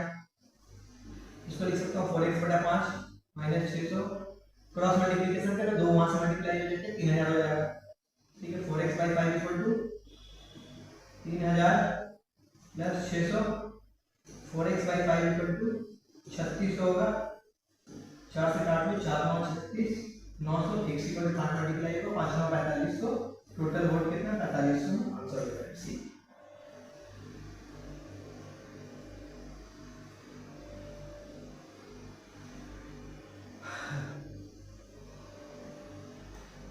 Okay, next question number 22, if the price of sugar is decreased by 30%, then by how much percentage the consumption should increase so that expenditure remains same। ये question समझने से पहले एक दफा पहले कॉन्सेप्ट समझ लीजिए, ठीक है। यहाँ बोला कि चीनी का जो प्राइस है 30% डिक्रीज होगा, जिसके कारण बोले then by how much percentage the consumption should increase, तो कितना परसेंट कंजम्पशन इंक्रीज कर दिया जाए ताकि हमारा खर्चा जो है सेम का सेम रहे, जैसे का तैसा, ठीक है। ये मुझसे पूछा जा रहा है, मेरा खर्चे को अगर मुझे सेम रखना है, जैसे एग्जांपल ले, मान के चलो ना 1 किलो चीनी का प्राइस जो है ना 100 रुपए, मैं अज्यूम कर रहा हूँ कि 1 किलो चीनी का प्राइस 100 रुपए है, ठीक है। अब क्वेश्चन बोला कि चीनी का प्राइस 30% डिक्रीज होगा, ये सॉल्व नहीं कर रहा हूं, मैं जस्ट समझा रहा हूं, 30% डिक्रीज करेंगे तो 100 का 30% 30 ही आएगा, इसका मतलब 30 रुपए मेरा डिक्रीज हो गया, तो मेरा प्राइस अब कितना हो गया 70 रुपए, तो मैं क्या किया तो 70 रुपए हो, ठीक है मेरा। लेकिन बोला कि क्या मैं एक्सपेंडिचर अपना सेम रखना चाह रहा हूं, तो मैं क्या किया, एग्जांपल ले लो, ठीक है। 1 किलो चीनी का प्राइस पहले 100 रुपए, मैं दुकान में जाता था 100 रुपए देता था, तो दुकानदार मुझे 1 किलो चीनी दे देता था। अब क्या हुआ, नेक्स्ट डे मैं गया तो चीनी का प्राइस क्या हुआ 30% घट चुका है, यानी 100 से दाम घट के 70 रुपए हो गया, तो मुझे आइडिया नहीं था। मैंने दुकानदार को 100 रुपए दिया, तो दुकानदार बोला कि 1 किलो चीनी दो, दुकानदार ने क्या किया, मुझे 1 किलो चीनी दी और 30 रुपए मुझे रिटर्न दिया। मैंने बोला कि नहीं नहीं पैसे तो मुझे नहीं चाहिए, एक काम करो ना 100 रुपए का जितना चीनी होगा उतना दे, तो वो मुझे क्या करे, दाम घट गया तो 1 किलो चीनी का प्राइस का 70 है, तो मैं बोल रहा हूं कि नहीं 100 का जितना उतना दे, तो क्या करेंगे 1 किलो से ज्यादा चीनी देगा। इसका मतलब अगर मेरा क्या हो रहा है, प्राइस अगर डिक्रीज कर रहा है, अगर प्राइस डिक्रीज कर रहा तो मेरा क्वांटिटी इंक्रीज कर रहा, तो मैं बोल सकता हूं कि प्राइस और क्वांटिटी क्या होगा, इनवर्सली प्रोपोर्शनल हो गया, एक बढ़ेगा तो दूसरा घट रहा है। या दूसरा मैं वही अगर उल्टा एग्जांपल लूं कि मान के चलो कि चीनी का प्राइस 20% बढ़ गया, यानी 100 रुपए पहले था अभी 120 रुपया हो गया, तो पहले मैंने 100 रुपए दुकानदार को दिया, बोला 1 किलो चीनी दो, तो दुकानदार ने क्या बोला कि 20 रुपया और दो क्योंकि दाम बढ़ गया। मैंने बोला 20 रुपए तो है नहीं, काम कर 100 का जितना होता उतना ही दे, क्या करेगा, मुझे दाम बढ़ने के कारण मुझे 1 किलो से कम चीनी देगा, यानी प्राइस बढ़ रहा है तो दाम, प्राइस अगर बढ़ रहा है तो क्वांटिटी घट रहा है, और प्राइस घट रहा है तो क्वांटिटी बढ़, इसी के बोला जाता है कि प्राइस और क्वांटिटी क्या होता है, एक दूसरे का इनवर्स प्रोपोर्शन होते हैं। इनवर्स प्रोपोर्शन का मतलब अगर प्राइस मैं बोलूं प्राइस का रेशियो 3:4 है, तो क्वांटिटी का रेशियो क्या होगा 4:3, उल्टा होगा, ठीक है। उम्मीद करता हूं समझ में आया होगा आपको। शुड इंक्रीज सो दैट इतना होगा, ठीक है। ओके चलो देखते हैं, सॉल्व करते हैं। प्राइस ऑफ शुगर, तो यहां पे लिखो पहले प्राइस लिखिए, ठीक है, फिर क्वांटिटी लिखते हैं। Price of sugar is decreased bye 30%, 30% का फ्रैक्शन वैल्यू लिख लो ना, 30% का फ्रैक्शन वैल्यू कितना होता है 3/10 डिक्रीज होता है। इसका मतलब पहले प्राइस अगर 10 रुपए था, अभी प्राइस 3 रुपए डिक्रीज हो गया, कितना हो गया 7 रुपए हो गया। इसका मतलब प्राइस का रेशियो क्या होगा 10:7, तो क्वांटिटी का रेशियो क्या होगा मुझे पता है 7:10 होगा ना, उल्टा होगा, प्राइस और क्वांटिटी उल्टा होता है इससे। प्राइस पहले 10 रुपए था, ओरिजिनल प्राइस यही होता है ना, नीचे वाला वैल्यू, तो ओरिजिनल प्राइस पहले 10 रुपए था, अभी 3 रुपए क्या हुआ डिक्रीज हो गया, कितना हो गया 7 हो गया। तो प्राइस का रेशियो क्या है 10:7, क्वांटिटी का रेशियो कितना आएगा 7:10। तो हमसे वही तो पूछा ना कि क्वांटिटी कितना परसेंट डिक्रीज इंक्रीज करेगा, क्वांटिटी का मतलब कंजम्पशन, ठीक है, कंजम्पशन लिख लो या क्वांटिटी लिख लो।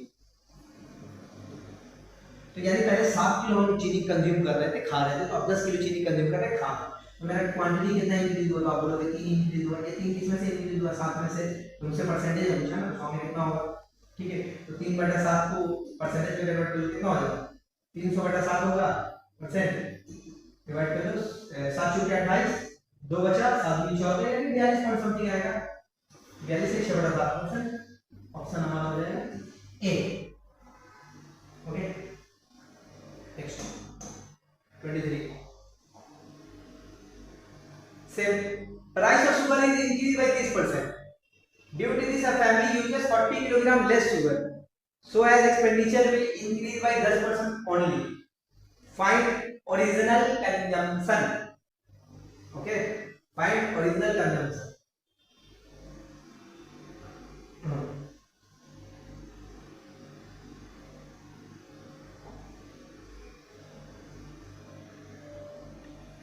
देखो, अब इसी क्वेश्चन को ना मैं एक और मेथड से बताऊं। मुझे यहाँ पे मैंने आपको बता दिया कि प्राइस और क्वांटिटी एक दूसरे के क्या होते हैं, इनवर्स प्रोपोर्शन। तो पहले बोला था कि चीनी का प्राइस जो है 30% डिक्रीज हो गया, तो मैं मान लेता हूँ कि प्राइस अगर 100 रुपए था, प्राइस क्या हो, ठीक है 100 रुपए से कितना हो गया 30 घट गया, तो 70 हो गया। अब देखो प्राइस अगर 100 से 70 हुआ, तो मैं अगर उल्टा बोलता हूँ, मुझे पता ना प्राइस क्वांटिटी उल्टा होगा, तो क्वांटिटी क्या होगा 70 से 100 होगा। ध्यान देना, प्राइस अगर 100 से 70 रुपया हो गया, तो क्वांटिटी क्या होगा 70 से, क्योंकि प्राइस और क्वांटिटी क्या होता है एक दूसरे का उल्टा प्रोपोर्शन होता है। तो मेरा क्वांटिटी क्या होगा 70 से 100 हो जाएगा। तो 70 से 100 होगा कितना बड़ा, 30 बड़ा, तो 30 बड़ा 100 70 में, तो 100 में कितना बढ़ेगा, ऐसे भी आंसर आ जाता है। 3/7 का कितना परसेंटेज कर देते, वही अगर 42 से 6/7% आंसर आता। अब क्या होगा, इसी लॉजिक को मैं नेक्स्ट क्वेश्चन में लिखूंगा 43 में, देखना ठीक है। बोला कि price of sugar is increase by 30%, चीनी का प्राइस 30% बढ़ गया। मैं मान लेगा कि पहले प्राइस 100 रुपया था, अभी प्राइस क्या होगा, बढ़ के 130 हो जाएगा ना, क्योंकि 30% वाला बढ़ रहा है, 100 का 30% 30 ही होगा। तो चीनी का प्राइस पहले 100 था, तो अभी 130 हो जाएगा। Okay, due to this a family uses 40 kilogram less sugar. बोला कि चीनी का प्राइस क्या हुआ ना 30% बढ़ गया, जिसके कारण एक फैमिली क्या हुई 40 किलो चीनी कम यूज कर रही है। So as expenditure will increase by 10% only, ताकि उनका खर्चा जो है ना सिर्फ 10% ही बढ़े। यानी फैमिली पहले 100 रुपए खर्चा कर रही थी, अब क्या हुआ प्राइस क्या हुआ तुम्हारा बढ़ के 130 हो गया। लेकिन फैमिली बोली कि भैया देखो हम खर्चा ना 10% ही बढ़ा पाएंगे, यानी 100 रुपए है ना, 100 रुपए से हम खर्चे क्या करेंगे 10% यानी बढ़ा के, यानी 110 रुपए खर्चा हम बढ़ा सकते हैं, 10 रुपए और ज्यादा बढ़ा सकते हैं, उससे ज्यादा नहीं बढ़ा सकते। ठीक है, पहले 100 रुपए खर्चे कर रहे थे, अब लेकिन 130 रुपए हो गया था, तो बोले कि 10 रुपए तो हम क्या बढ़ाएंगे, बढ़ा सकते हैं अपना एक्सपेंडिचर 10 रुपए बढ़ा देंगे। 10%, 100 का 10% कितना होगा 10 होगा, 100 प्लस 10 कितना होगा 120, यानी फैमिली अब 110 रुपए खर्चे करने पर राजी है। ठीक है, मुझे बताओ तो अब देखो प्राइस 130 है, खर्चा कितना करेगी फैमिली, अब इसको इससे कंपेयर करके 100 को भूल जाओ, प्राइस 130 है लेकिन फैमिली खर्चा कितना कर रही है 110 कर रही है, तो 110 से इसका मतलब अभी भी कितना कम कर रही है 20 कम कर रही है। तो ये 20 कम कर रही है किसमें 130 में, ठीक है 20 कम कर रही है 130 में, इसको काम कर लो काट लो, ठीक है इसका मतलब कितना होता है 2/3 कम है, सेम माइनस। अब यहाँ पे ध्यान से अगर इसका मतलब क्या है, इसका मतलब पहले फैमिली नहीं है, मैं क्वांटिटी आ रहा हूँ उल्टा आता हूँ, मैं क्वांटिटी आता हूँ, मैंने बता दिया था उल्टा आ रहा हूँ क्वांटिटी, यानी पहले फैमिली थी ना 13 किलो क्वांटिटी यूज करी 13, ये क्वांटिटी है, पहले फैमिली जो है ना 13 यूनिट या 13 किलो यूज कर रहे थे, अभी क्या कर रहे हैं 2 किलो कम कर रहे थे, लेकिन क्वेश्चन में क्या बोल रहा है 40 किलो कम कर दिए फैमिली यूज। तो मैं बोल सकता हूँ कि 2 यूनिट का मतलब कितना होगा 40 किलो होगा, 1 यूनिट का मतलब कितना होगा 200 डिवाइड कर 20 किलो होगा। हमसे पूछा कि क्या जा रहा है find the original consumption, original consumption कितना होगा, यही होगा मेरा ओरिजिनल कंजम्पशन, यानी ओरिजिनली फैमिली 13 किलो यूज कर रही थी लेकिन अभी 2 किलो कम कर रही है, तो 13 यूनिट का वैल्यू कितना होगा, 1 यूनिट का वैल्यू 20 है, तो 13 यूनिट का वैल्यू 13 से मल्टीप्लाई कर दो, 260 किलो, यानी 260 किलो फैमिली ओरिजिनल कंजम्पशन है।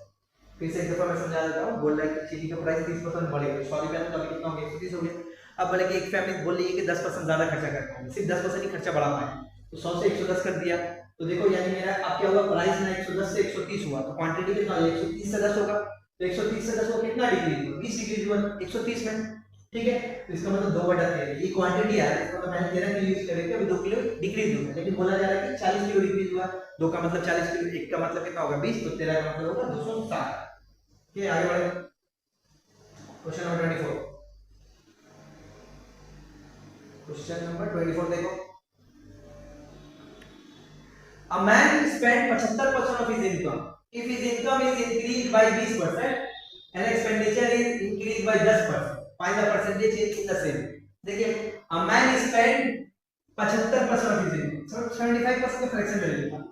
75% का फ्रैक्शन वैल्यू निकालो तो 3/7। इसका मतलब क्या होता है? यहाँ पे लिखो आप इनकम, इधर लिखो एक्सपेंडिचर, शॉर्ट में लिखो EXP, इधर लिखो सेविंग। एक्सपेंडिचर का मतलब पता है आपको क्या होता है? खर्चा। ठीक है, इसका मतलब मैं बोल सकता हूं कि अब मैन स्पेंड 75%, एक आदमी जो है अपनी कमाई का 75% खर्चा करेगा। अब देखिए इसका मतलब क्या होगा? अगर इसका इनकम 4 यूनिट है तो 3 यूनिट का खर्चा कर रहा है, तो बचा कितना होगा? 1 रुपया बचा रहा होगा। अगर उसकी कमाई 4 रुपए है तो 3 रुपए का क्या कर रहा है? 3 रुपए खर्चा कर रहा है, बचा कितना होगा? 4 रुपया बचा रहा होगा। ओके, अब क्या बोला है कि अगर if his income is increased by 20%, अगर उसकी इनकम 20% बढ़ जाए, तो इनकम कितनी 4 है, 4 में बोले कि 20%। यहां देखो मैंने इनकम एक्सपेंडिचर सेविंग का मैंने रेशियो लिखा, तो रेशियो को किसी भी नंबर से मैं मल्टीप्लाई कर सकता हूं। काम करो दोनों तीनों को 100 से मल्टीप्लाई करो। देखो रेशियो में कुछ भी फर्क नहीं पड़ेगा, रेशियो निकालो तो अभी भी 4 3 एक ही आएगा, 2 0 2 0 2 0 दोनों तीनों में कट जाएगा। लेकिन क्या बोलता है कि अगर इसकी इनकम 20% बढ़ जाए, 400 का 20% निकालो, 400 का 20% अगर निकालो तो इनकम कितना आएगा? 80 आएगा। बोले कि उसकी इनकम अगर 80 रुपए बढ़ जाए, ठीक है, बोल रहा है कि उसकी इनकम अगर 20% बढ़ जाए, तो मैंने 400 का 20% निकाला तो 80 आया। And expenditure is increase by 10%, बोले कि खर्चा जो 10% अगर बढ़ जाए, तो 10% अगर निकालो तो 300 का कितना आएगा? 30 आएगा। ठीक है, तो देखो यहाँ पहले इनकम 400 रुपए था, इनकम 480 रुपए बढ़ गया, इनकम कितना होगा? 480। पहले खर्चा 30 रुपए बढ़ रहा था, खर्चा 30 रुपए बढ़ गया, तो खर्चा कितना होगा? 330 होगा।